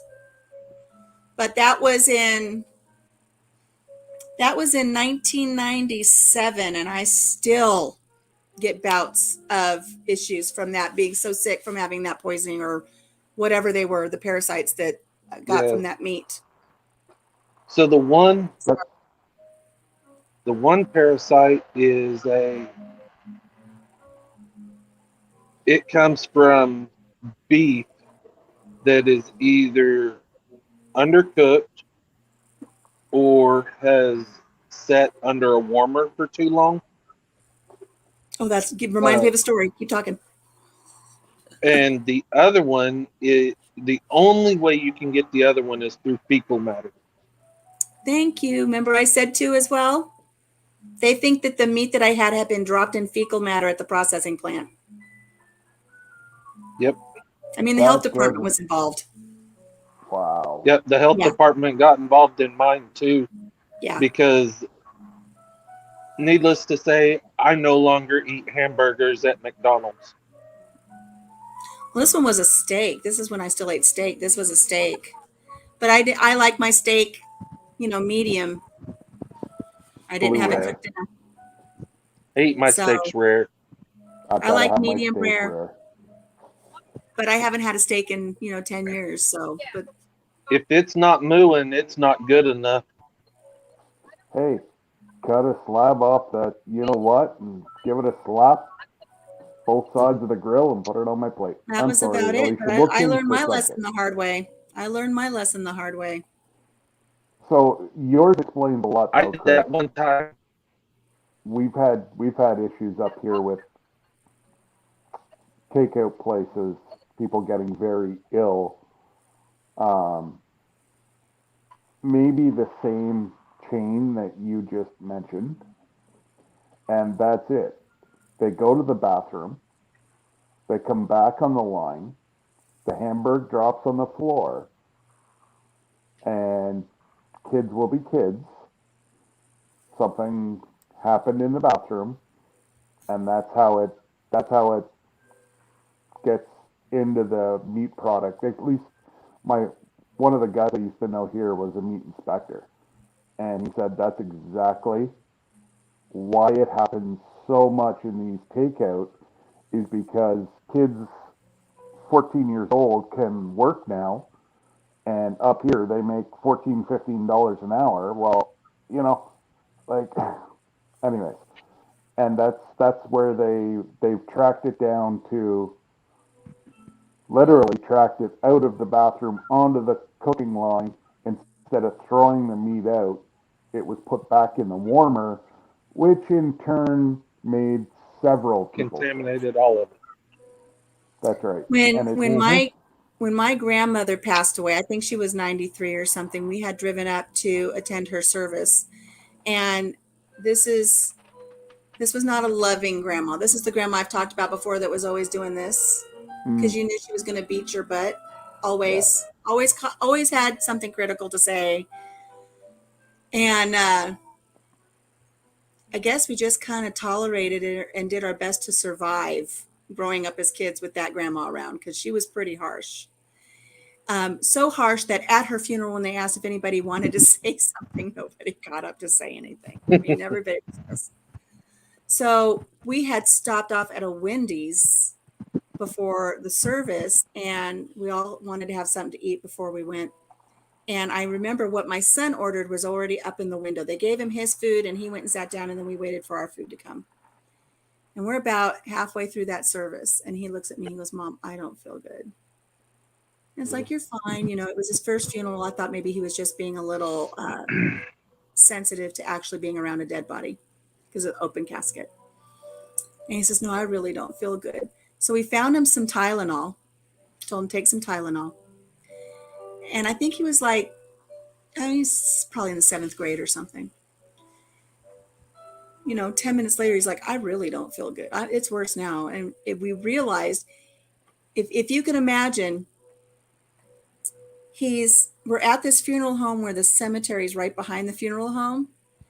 And how did he take his Tylenol? He went out and he drank the non-potable water that they reclaimed from watering the cemetery. I know. Oh no. And he's sweating and he's not looking good. And when we left, he said, "Mom, pull over. I'm sick." And we pulled over. I've never seen a kid projectile vomit like this. I mean, people were stopping their cars on the Boulder Highway up there by Vegas. They were just like, whoa. It's like the exorcism. This kid was just projectile vomiting. And the whole time I'm watching my poor baby on the side of a highway projectile vomiting, I'm like, man, if he only would have done that when he was standing over that open coffin.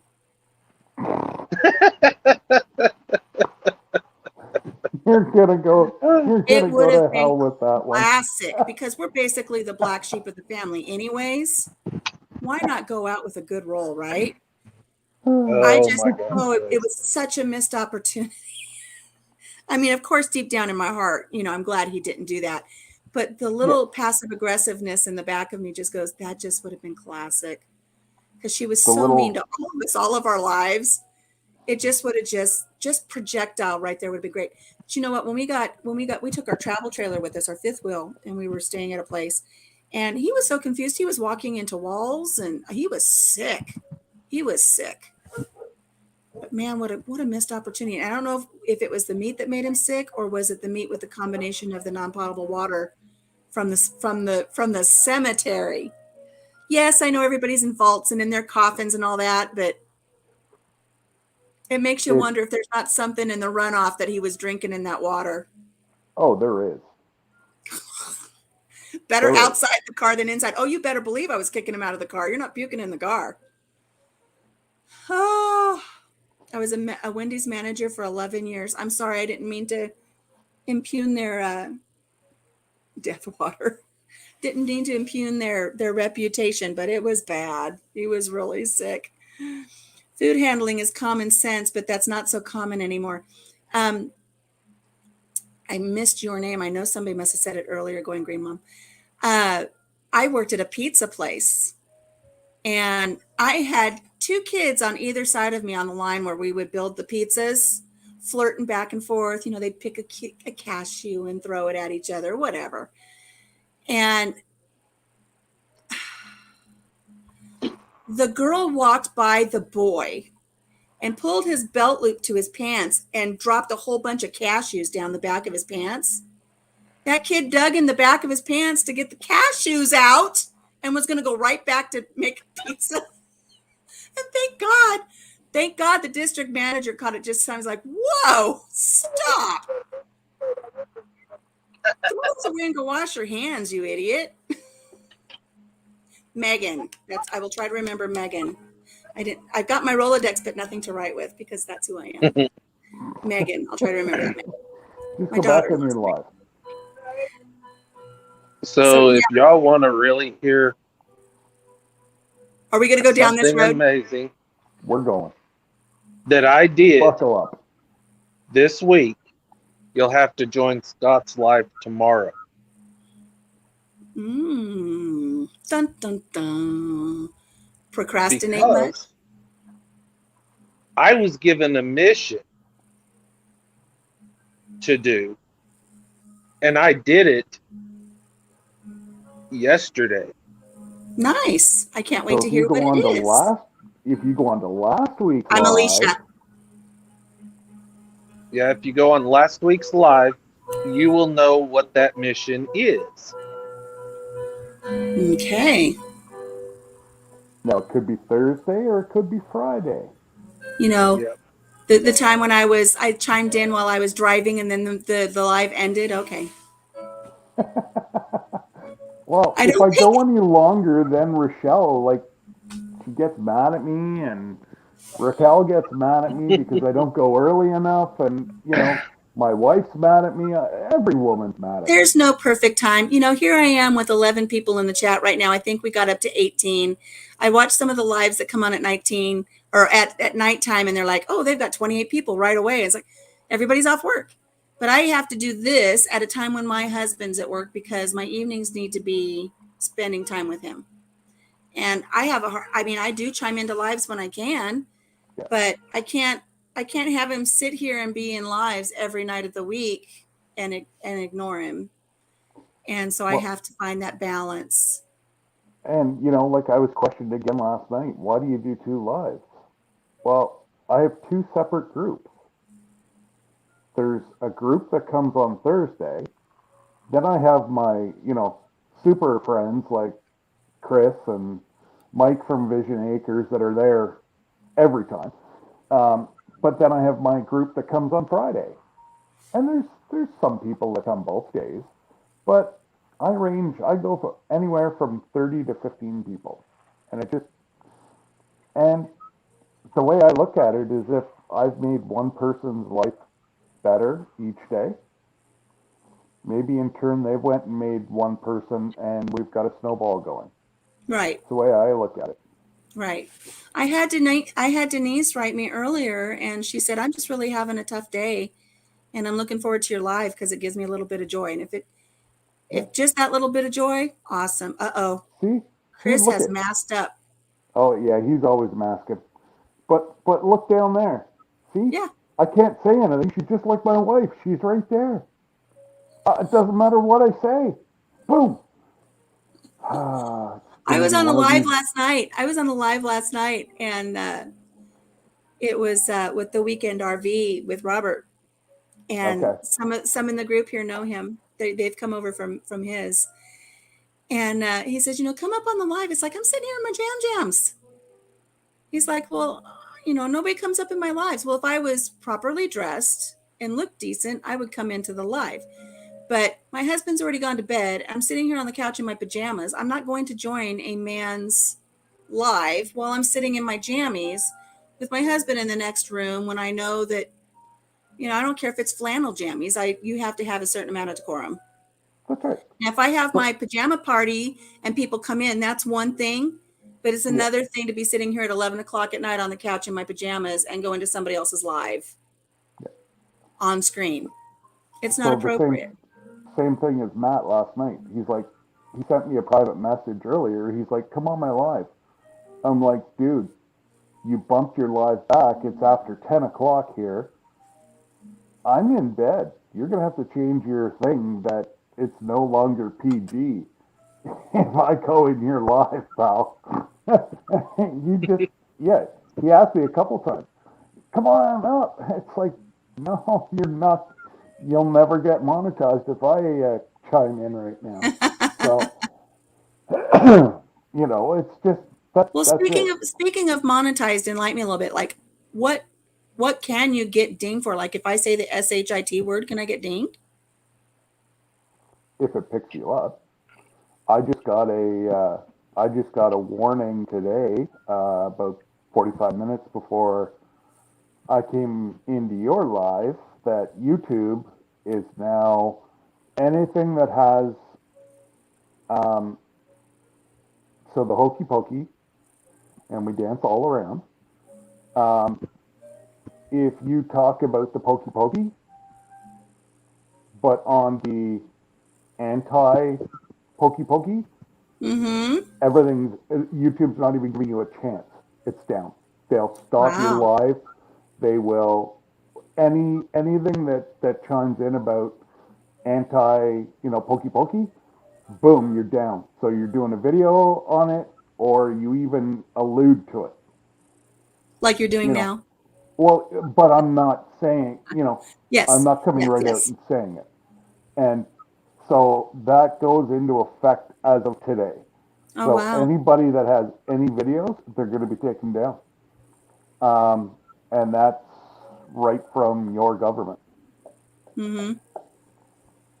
So I just never know what will get me in trouble, won't get me in trouble. I think I'm pretty much, down the middle. you're that's it. And like everybody was saying, I know you don't. A couple of my videos from the farm, I have some very close friends that won't watch them, but I have some very close friends who wanted to see the process. So I put it out, and people are like, "Oh, you're not going to get monetized. You're going to get dinged." Blah blah blah. YouTube had no problem because I did not show the dispatching of anything, and nor would I. Like, people don't need to see. And yes, I did do an educational on different ways, but that's to show, like, Rob's been cleaning chickens for 30 some odd years. I showed him the way that I used to do it, and he's like, that's brilliant. I've never even thought about doing it that way. And, it's the community. If we share, you know, it, I don't know. I try to keep it down the middle. And, I know there's people that don't watch this, and that's fine. And I try to put a disclaimer right at the front of the video. If there's something that I would feel uncomfortable, or I know one of my friends would feel uncomfortable, I try to throw up a disclaimer. Or at least, if I'm saying it's a chicken plucking video, that pretty much gives it away what it's going to be about, right? So, Well, but that's what I plan on doing when I yeah, do my steer and my pig when I process them, because I'm gonna process them at home and we'll okay. video that. Be Uh, very careful with, because that falls under, if you show death or dismemberment, Yeah. they will take you down. well, I I'm saw not gonna show the death part. somebody video that I wanted to see when I joined their channel was all blacked out saying this might have content that is disturbing. It was flowers. I mean, yeah, just What? flowers. And they had a thing over it. It's like, I don't Okay. understand. No. But the reason I I asked is have because noticed I that made, some people are doing that. They're putting disclaimers on all of their videos just to be safe. And you must put a disclaimer up now if you're doing a giveaway. I found out the hard way last week. I did get a little letter yeah, stating that we should be putting right in there that it is not a YouTube giveaway. It is a personal giveaway, and no in no way does this associate who Kind of like the what people do with Instagram when they say that. But do you have to put it up in the video or just in your description box? Which this doesn't have a either description box. either or you just say it in the video. That, if you're going to do it on a live, then just before you give it away, then just, Okay. say a little ramble and see how I did that. And then you're covering yourself. And don't, everybody right now, I think, is every year people seem to go off the track. 2 years ago, it was monetizing. Last year, it was kids. If there's any kids in your videos, it's going to be all taken down. No, it's, we all know that's false. So every year, it seems like people are getting excited over some of the changes. And, there's people going to other places. And that's totally up to them. But, you know, it, we're playing in YouTube's sandbox. Yeah, exactly. And I want to play And, nice in the sandbox. well, but it's not like they're going to come in and take your stuff down and get rid of your channel. These people have been warned. It's not like YouTube's going to come in and say, Alicia, this video you did this, you're not monetized anymore. Like you're going to lose that video and all your watch hours, and it's going to take you longer to get monetized. They're not going to do that. They're going to come Well, in because and I just know not say, to, I'm not going to bring up the touchy subjects because that, yeah, I know better. But the little ones that I don't know that might be, oh, Dave, she said this word, we're going to get you. you get, well, that's it. Everybody alluded to the S word. Well, I've said it I don't know how many times in my video because I forget. And I've never got a Well, letter. one of the reasons I asked, and I'm waiting to see if StreamYard does it, or not StreamYard, but Teespring does something, because I started my merch store with some coffee mugs and just a couple small teas. Well, Mhm. 2X, up to 2X, not small. But one of my coffee mugs has one of my logos on one side and the other side. It says, there once there was a wise girl that once said, uh, like, screw this shit, and she lived happily ever after. And that's on one of my coffee mugs. I just don't know You're if they're fine. gonna ding me for it or not. But I thought it was such a funny saying. I had to put it on a coffee mug. I don't think they'll ding you for it simply for the fact that you put all your videos that they're not geared towards children. Yeah, We're adults. If you can't take it, then you really need to get off the internet because you really really in need to our shit or get community, off the pot. that amen. Our community is pretty low key. Like if you take everybody that we see the same people in all everybody's lives, and watching videos, commenting. There might be one or two people in there that push the envelope a lot, but the rest kind of toe the middle of the road. And we'd be mortified if we ever got a letter from YouTube saying we did something wrong. It's probably 9 times out of 10 because we didn't know what was wrong. Is my take of it anyway. Boots and Bounty makes a good point.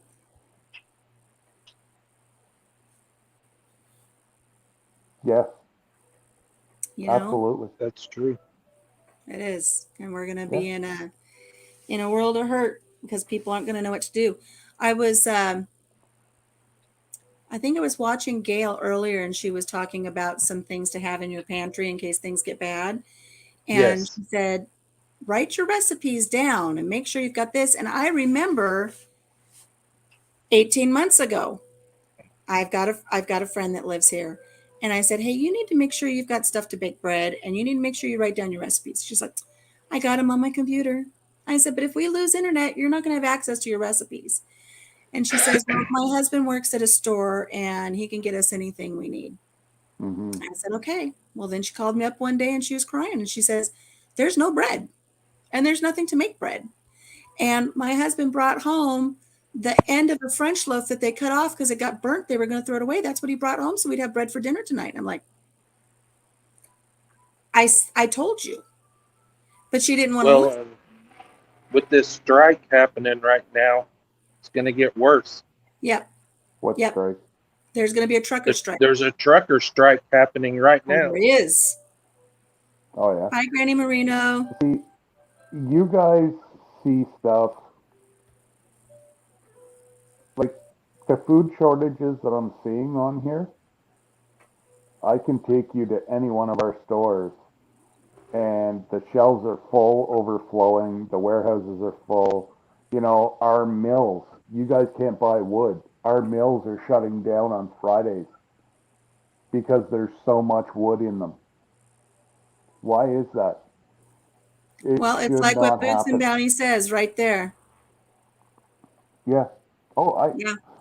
that's that's it. And you know, I got caught the first time. I only had one jar of yeast. Oops. Yep. I should have what I should have done is taken my remainder of my yeast and started making an active yeast so that I wouldn't have ran out. Mm. But I wasn't. I wasn't into the mindset that I am right now. Right. Yeah. See, at that time, I was doing a friendship bread, and feeding that friendship bread, which is a yeasty, and it just grew on my counter. And every 3 or 4, no, it was every 10 days, I was baking bread and restarting.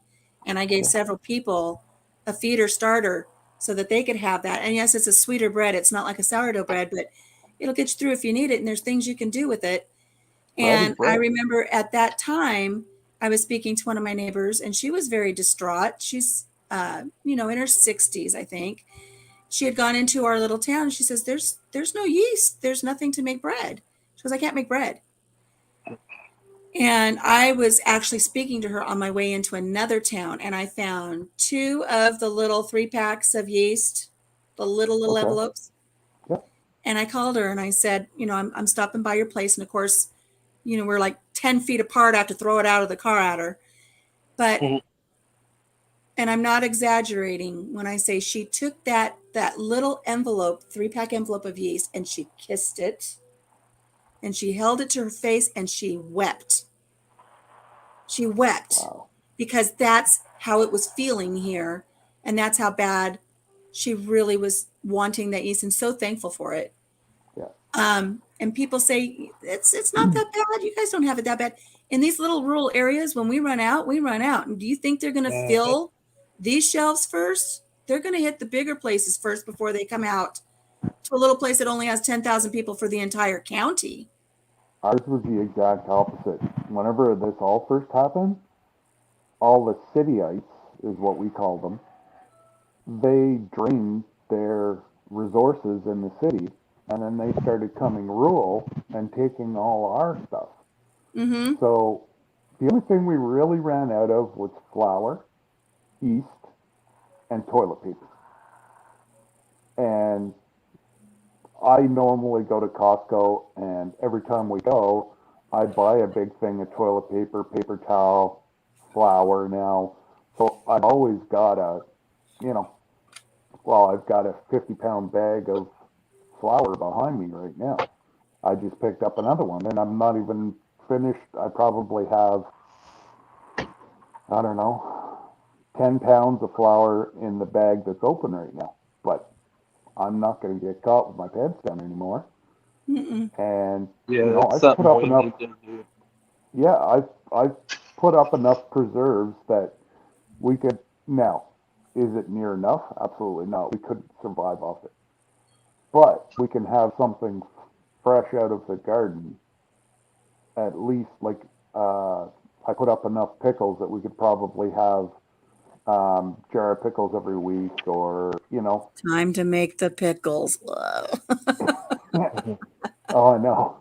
I so it's stuff like that, and I try to make up some frozen stuff, and um, you guys had the gas shortage after your powers that be canceled the pipeline coming out of Canada, and then they wonder why they ran out of gas. It's like, Well, Gail was interviewing Crazy Ed the other day, and he has his thumb on the pulse of what's going on with this trucker yeah, thing.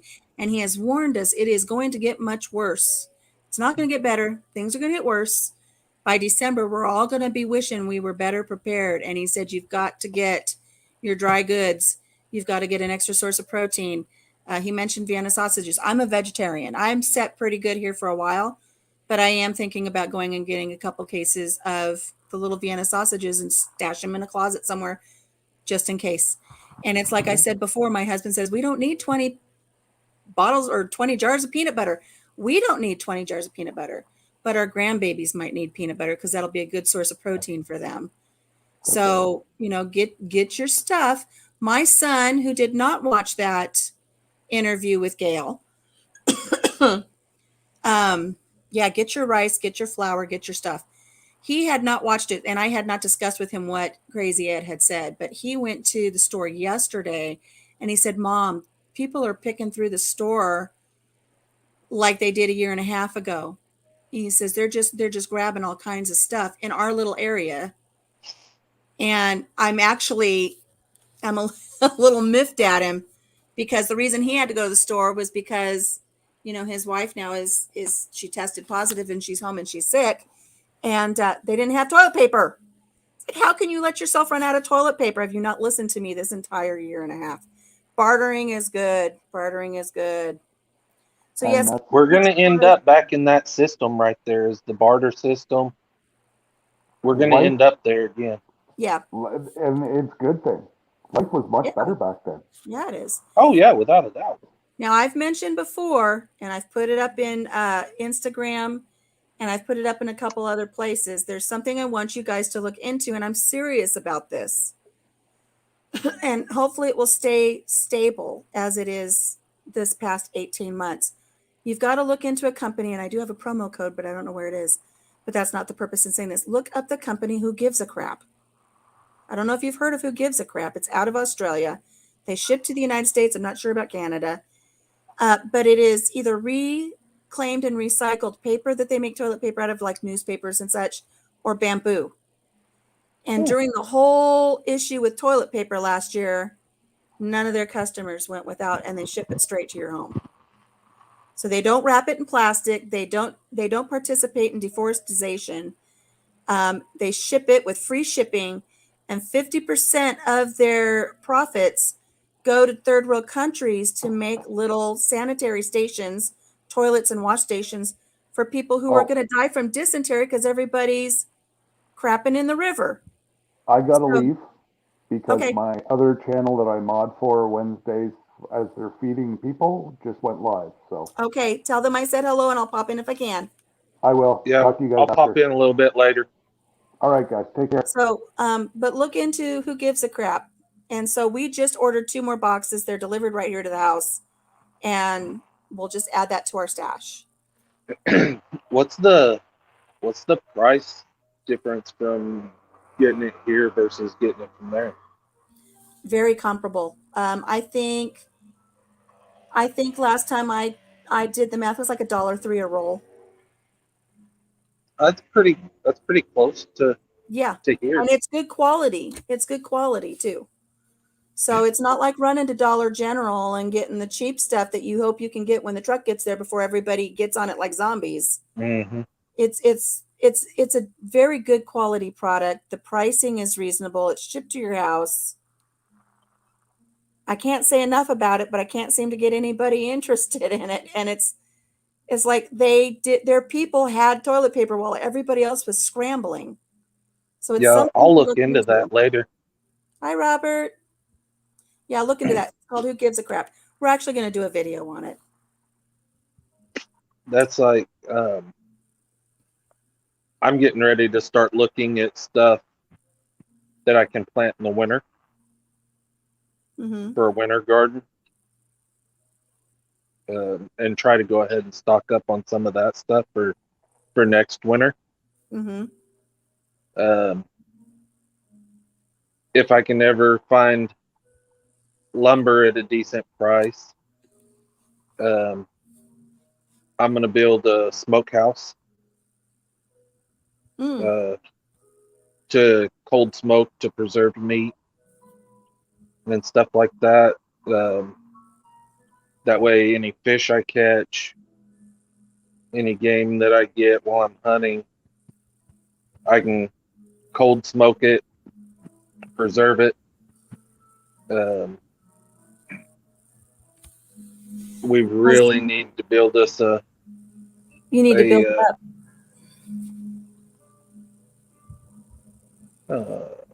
Turnips and rutabagas.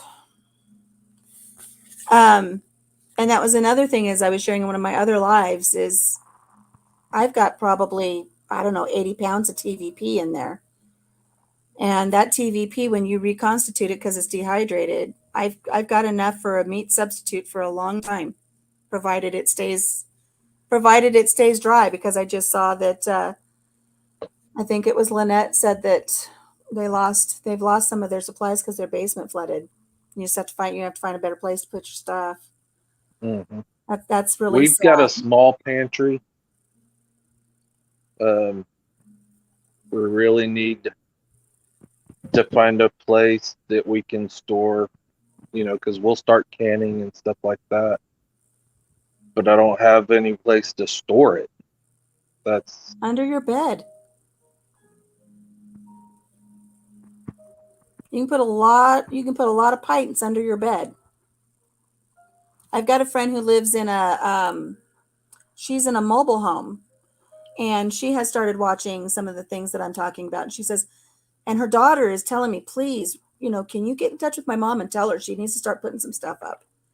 And so I would reach out to her, and she said, I don't know where to put it. I said, you can go right now to the store and you can buy $100 worth of canned goods and you can put them under your bed. And she said, I don't have $100. Okay, you're missing the point. Take right. $10. Take $10 and go to a store where they've got beans for 50 cents a can. Buy $10 worth and put them under your bed. Get some evaporated milk. I keep telling people, get evaporated milk. Everybody out here is like, there's no milk on the shelves. There's no milk in the coolers. Go get evaporated milk. Yeah. And I will tell you something that's like shooting myself in your rafters, Lynette says. Um, I when want to build a cellar. I'd like to have a night. I have a basement, but it does flood. I'm not putting my stuff down there, and I think it's spooky to me, but we'll find some place to put stuff to diversify where our food is, which we can't have anything outside really because, when it's 50 degrees below zero, I'm going to lose everything. But when my son called me last year from a big box store, he said, Mom, everything's picked over. There's hardly anything in the store. And I said, do me a favor, go to the produce section. He says, Mom, there's nothing there. I said, just do it. Just listen to your mother. Go to the produce section and then go to the vegetarian section and pick up Mama some vegetarian hot dogs and cheese. And he's like, oh, wow, there's nothing anywhere, but there's this whole section of vegetarian food that nobody's touched. Yep. So I'm telling you guys, even though it's shooting myself in the foot, if we come upon hard times again and your stuff's picked over and you want to make that last run, hit the vegetarian section, but don't clean it out as vegetarians need our stuff. Yeah, that's one thing that I've noticed too, because I went into Walmart here the other day and looked down the freezer aisles, and they were completely empty except for the vegetarian sections. Mm-hmm. And it's like, I don't have an issue with eating those. I've eaten, the vegetarian hot dogs and the vegetarian hamburgers, the bean and the soybean and stuff. And they're not, I mean, it's not bad. It's not. A lot of it is Uh, mushrooms and carrots, and a lot of it is vegetables. You may have a yeah, soy element, but it's not like it's pure soy. You've got vegetables in there. right. Yeah, it doesn't matter what And it is when you're hungry. But just keep in mind, if you can get the stuff that you're used to eating fine, make sure the vegetarians have an option. But if you've got a child that's hungry, If it's getting to that point, you run in the store and there's vegetarian stuff, feed your child that vegetarian stuff. That's right. Us vegetarians, we'll make it work somehow. Well, and I'll probably hunt a lot more. That's what my son says. My son will Uh, hunt. I have a son that lives in California that lives in a suburban area in the suburbs, and he says, I'll get a squirrel if I have to. I know what to do. Yep. That's what I told my wife. I was like, if worse comes to worse, I can almost guarantee you, especially in the South, There's always something. there's always something to eat. Yep. You'll always have something. Now, here in the dead of winter, it's going to get tough, but there'll always be something. I want to work. Roland with Raquel's talking about her heater and a grow mat and everything. She wants to do more herbs and stuff. I do too. And Lynette's got it right. She says, you'll eat whatever you need to if you're hungry. It's just like what Crazy Ed was saying on Gail's live the other night. He was saying, because I'm with Gail. You can't give me generic macaroni and cheese. I'm not going to eat it. I don't care what anybody says. It is not the same. It is not the same. You got to give me the Kraft. The cheese powder is different. I don't care what anybody says. But I do make my own macaroni and cheese, and it doesn't even compare. But if you're starving, you'll eat anything. And my dad, not the dad on the wall, but the dad I grew up with, I think he was 11 or 12 years old, and he had just a little pellet gun, and he was shooting pigeons out of the barn where they lived. And he thought he was getting in trouble. And his grandma said, you go out there and you get as many as you can, because that's what we're eating, because that's all we've got. So they were eating pigeons. Yep. Birds, Anything. deer, possum. Guinea eggs. It doesn't matter. I mean, if worse comes to worst, that's why I really like that Hank Williams Jr. song, A Country Boy Will Survive, That's right. because we can fish and we can hunt. Right. And Now, if I there's, were left to my own devices, I'd probably starve to death. But the men in this family, I know they've got it covered if we really get to that point. And I know it kind of sounds funny, and hopefully we don't ever have to try this out, but I've got a lot to burn off here before I starve to death. you and me both. So I'm the perfect Renaissance woman. I was born in the wrong century. I should have been born back when it was very popular to have extremely fair skin and be overweight, like the perfect Renaissance woman, because I can make it through a famine. Yeah, it's definitely going to get a lot tougher before it gets any easier, for sure. Unfortunately, I think you're right. And I've been taking notes because I've been watching all these videos that have been done with the book, the library challenge. Mm-hmm. And I've been writing down, oh, that's a book we need. And I'll write it down. That way we can start getting some of those books, like wild mushrooms in Oklahoma that are edible. What plants and herbs and stuff that you can get that grow naturally in the wild. There's just so many good books that have been popping up that have been like, we need that. We need that. If worst comes to worst, we need to know what we can and cannot eat. Right. And I'm surrounded by woods, so it's not like I can't walk out there and forage. And do what you have to do for your family. The property to the north of us butts up to 1,000-acre hunting lodge or hunting area, and so it's like, hey, if worst comes to worst, Mm-hmm. I can go back there and find mushrooms. I can go back there and find wild whatever. I'm just hoping we all don't have to face that harsh reality. I'm holding on to faith that we don't have to, but I'm also being prepared. My son says there's a big difference between being paranoid and prepared. And I'm trying to walk that fine line of being more prepared and not being paranoid. Right. And that's why I think those books are handy to have. That way you're prepared if you need them. You know, I've always I've always done, being in the military and stuff, we've always been taught, you prepare for the worst and hope for the best. Right, So as long as you're preparing for the worst, if the worst never comes, you're still prepared. right.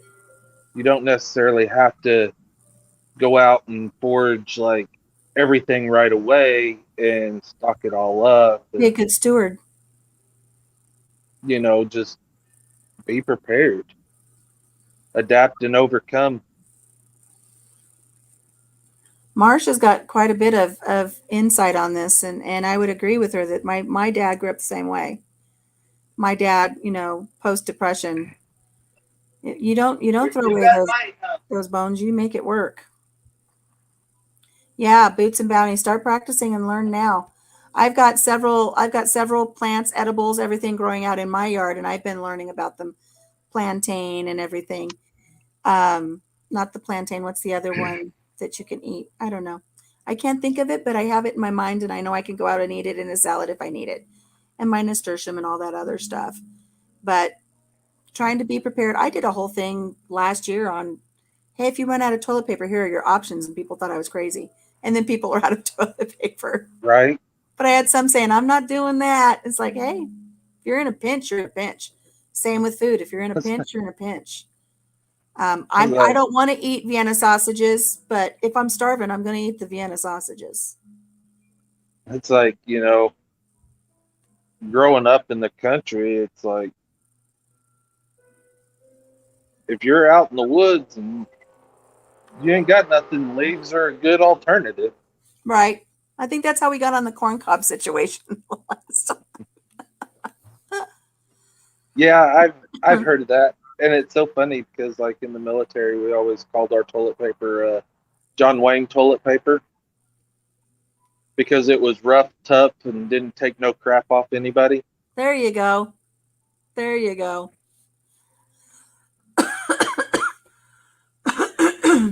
Gail, I'm glad you're going to start doing some prepping ones. That's good. Yeah, I'll be tuned Um, into those for sure.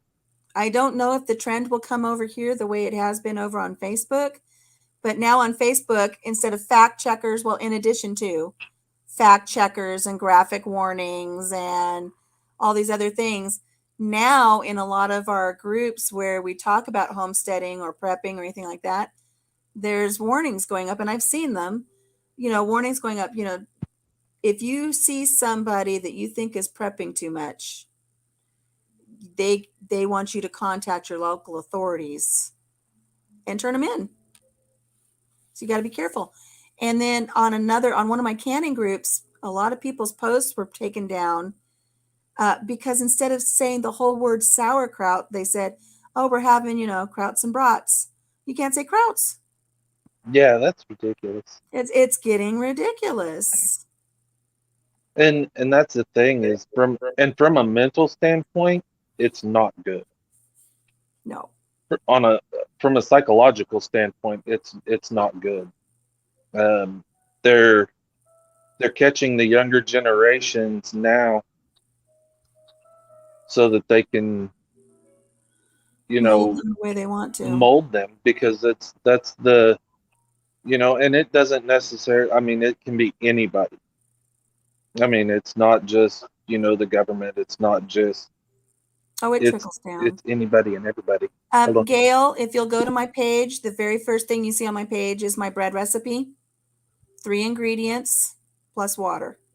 Super easy to remember, super easy to make. You don't need a bread machine. You can make it in your oven, in a Dutch oven. You can make it in a solar oven outside. I made one in a cast iron Dutch oven in my turkey roaster. Loaf of bread, that is. Very good loaf of bread. Go check out that video, and you'll be making good bread without having to use your bread machine. And you'll use less ingredients than what most breads call for, and it's delicious. there's a book that I'm wanting to get. Um, it it shows you how it teaches you how to cook over an open flame, Mm-hmm. how to bake, how how to do all of that over an open flame. Right. That way, if you do, if you run out of gas or you run out of propane or you don't have electricity, it gives you step by steps on, okay, you need to move your coals this way, you need to have this much heat. Right. It kind of walks you through it step by step, and that's another book that I'm wanting to get. Marsha wants to know what channel is this guy came in light. This is Chris from E3 Farmstead. Did I put the wrong? Oh, wait. Can I make your bread as a video, Alicia? Sure. Go for it, Gail. I think that would be wonderful.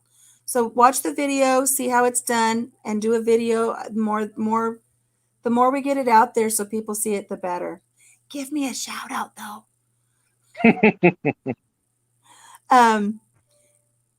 People thought I was crazy last year. They really did when I did that summer kitchen. Not only did they think I was crazy for doing the summer kitchen, but I had more than one thought process in mind. And in that summer kitchen, I house my solar oven. I can cook with the power of the sun. I have everything I need for my rocket stove. So I can build a rocket stove outside and actually cook with Hmm. minimal twigs. I don't have to have a whole bunch of firewood to cook.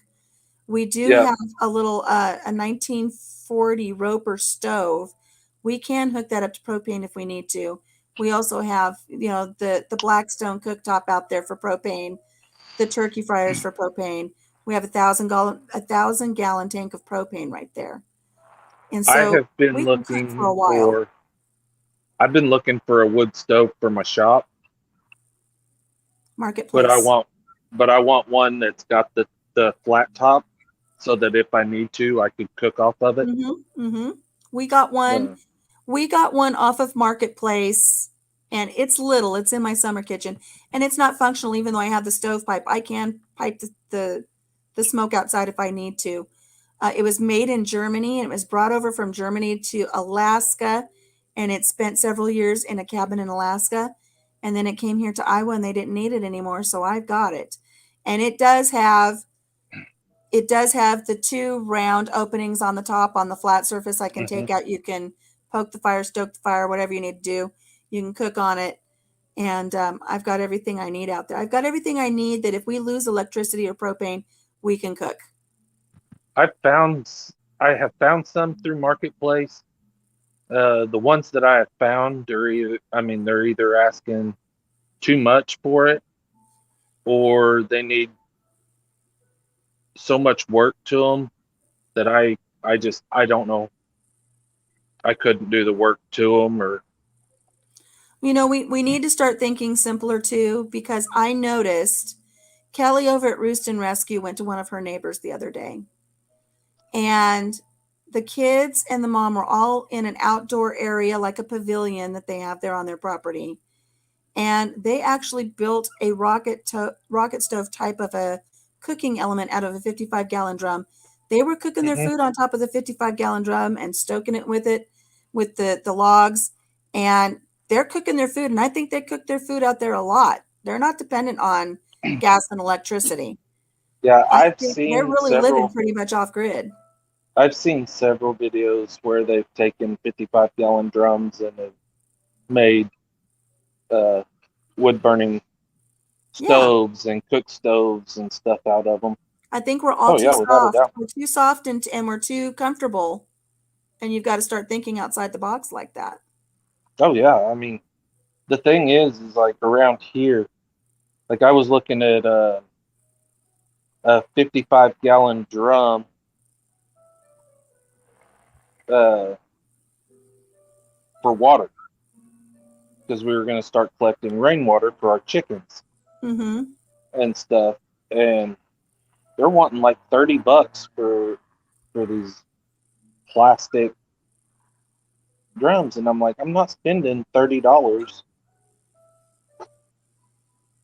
for a For a 55 five gallon gallon for a 50-gallon drum. Yeah. for a 50-gallon drum. I'm just not going to spend that kind of money. Um, it's not worth it right now.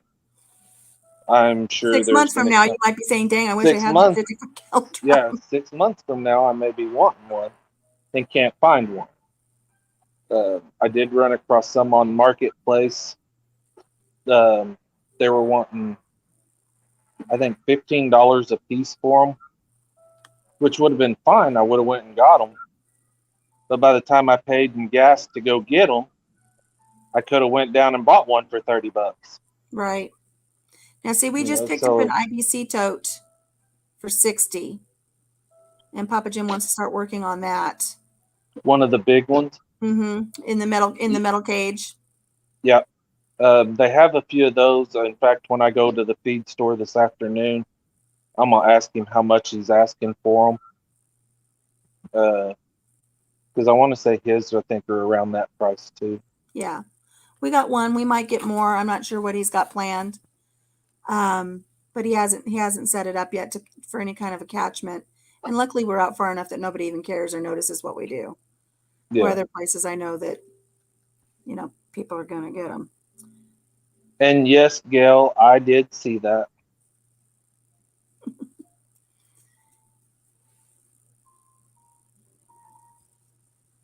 Boots and Bounty says they're $3 to $5 where she's at. For the big 55-gallon ones? The 50-gallon ones? Marsha wants to know if I'm tired. I'm getting tired. I stayed up way too late last night. And is it showing? I was sitting up and I was all perky. Now I'm kind of sitting back. The coffee's worn off. The piano is playing in the background. The fire is going. I guess I am looking a little tired. Boots and Bounty, you'll need to check on shipping. And if they are the 50 or 55-gallon ones, check on shipping for me from where you're at to Oklahoma. And I may have to get you to pick some of those up for us. I put the link up again if anybody wants to come up. I got a warning on, well, I shouldn't say warning. I got a hello, pay attention to me kind of a thing on StreamYard today or last night when I set all this up. It's like, you've almost used up all your free hours. I didn't know there was a limit. I think it's 20 hours. Yeah, I think I've already used, I don't know. It was like, it was drastic. It's like, am I going to get to go live today? I have 8 hours left, but now I've got, Oh, you're fine. 5.5 hours left. Mm-hmm. Well, What you got tucked in between that cheek and gum? Huh? What you got tucked in between that cheek and gum? What you got in your lip there? Nothing's in that lip. Oh, you're just spitting for the heck of spitting? No, it's over here. Okay. Well, I've actually got some work to do, so they're needing my help inside on a few things. Okay, you're leaving. But it was a blast, and remember, I'm glad don't you were able to forget come to. on. Yeah, I mean, usually I'll try to if I'm not too busy here at work. I'll jump into a live. I tend to jump into Scott's on Thursdays and Fridays and stuff. So All right. Well, I if I appreciate you can stopping during the by. week and I get you guys, I try to jump in y'all's too. So I try to jump in when I can. I'm often late, but I try to jump in when I can. But do what you got to do. Gail's going to go do a cooking video. I'm going to try to put together a couple videos now. One's for Gail's, one's for something that I found at the thrift store. I'm going to do a little thrift store one. And let's go ahead. We'll call it a day. And I appreciate everybody showing up. Check out my merch. I'll put my merch in the link of the video once it goes up on YouTube. all And right, sounds if good. nothing else, give me feedback on my coffee mugs because I think they're cute. I want one. I'm gonna buy one. I put some nice ones up there. Yeah, as soon as I can, I'm gonna buy one of those wonderful chick cups. You need to get the one that says "Wrap your mitts around two hot chicks." That's right. That's the one I'm looking for. I thought that was so funny. I And love I'm it. gonna use it at work. Nice. You should see the description on it. It's like, okay, I may not be your cup of tea, but the chicken's cute, so at least get it for the chicken. All right, guys. We'll All see y'all right. later. All right. Thanks, Chris. Bye. All right, everybody, we're going to wrap it up. I'm going to put the link in the channel on YouTube. I'm going to put in the Who Gives a Crap link. You can save $10. I'm going to put my bread recipe link so you guys can check out how to make the bread. Super easy, absolutely delicious. What else was I going to put in there that somebody was asking for?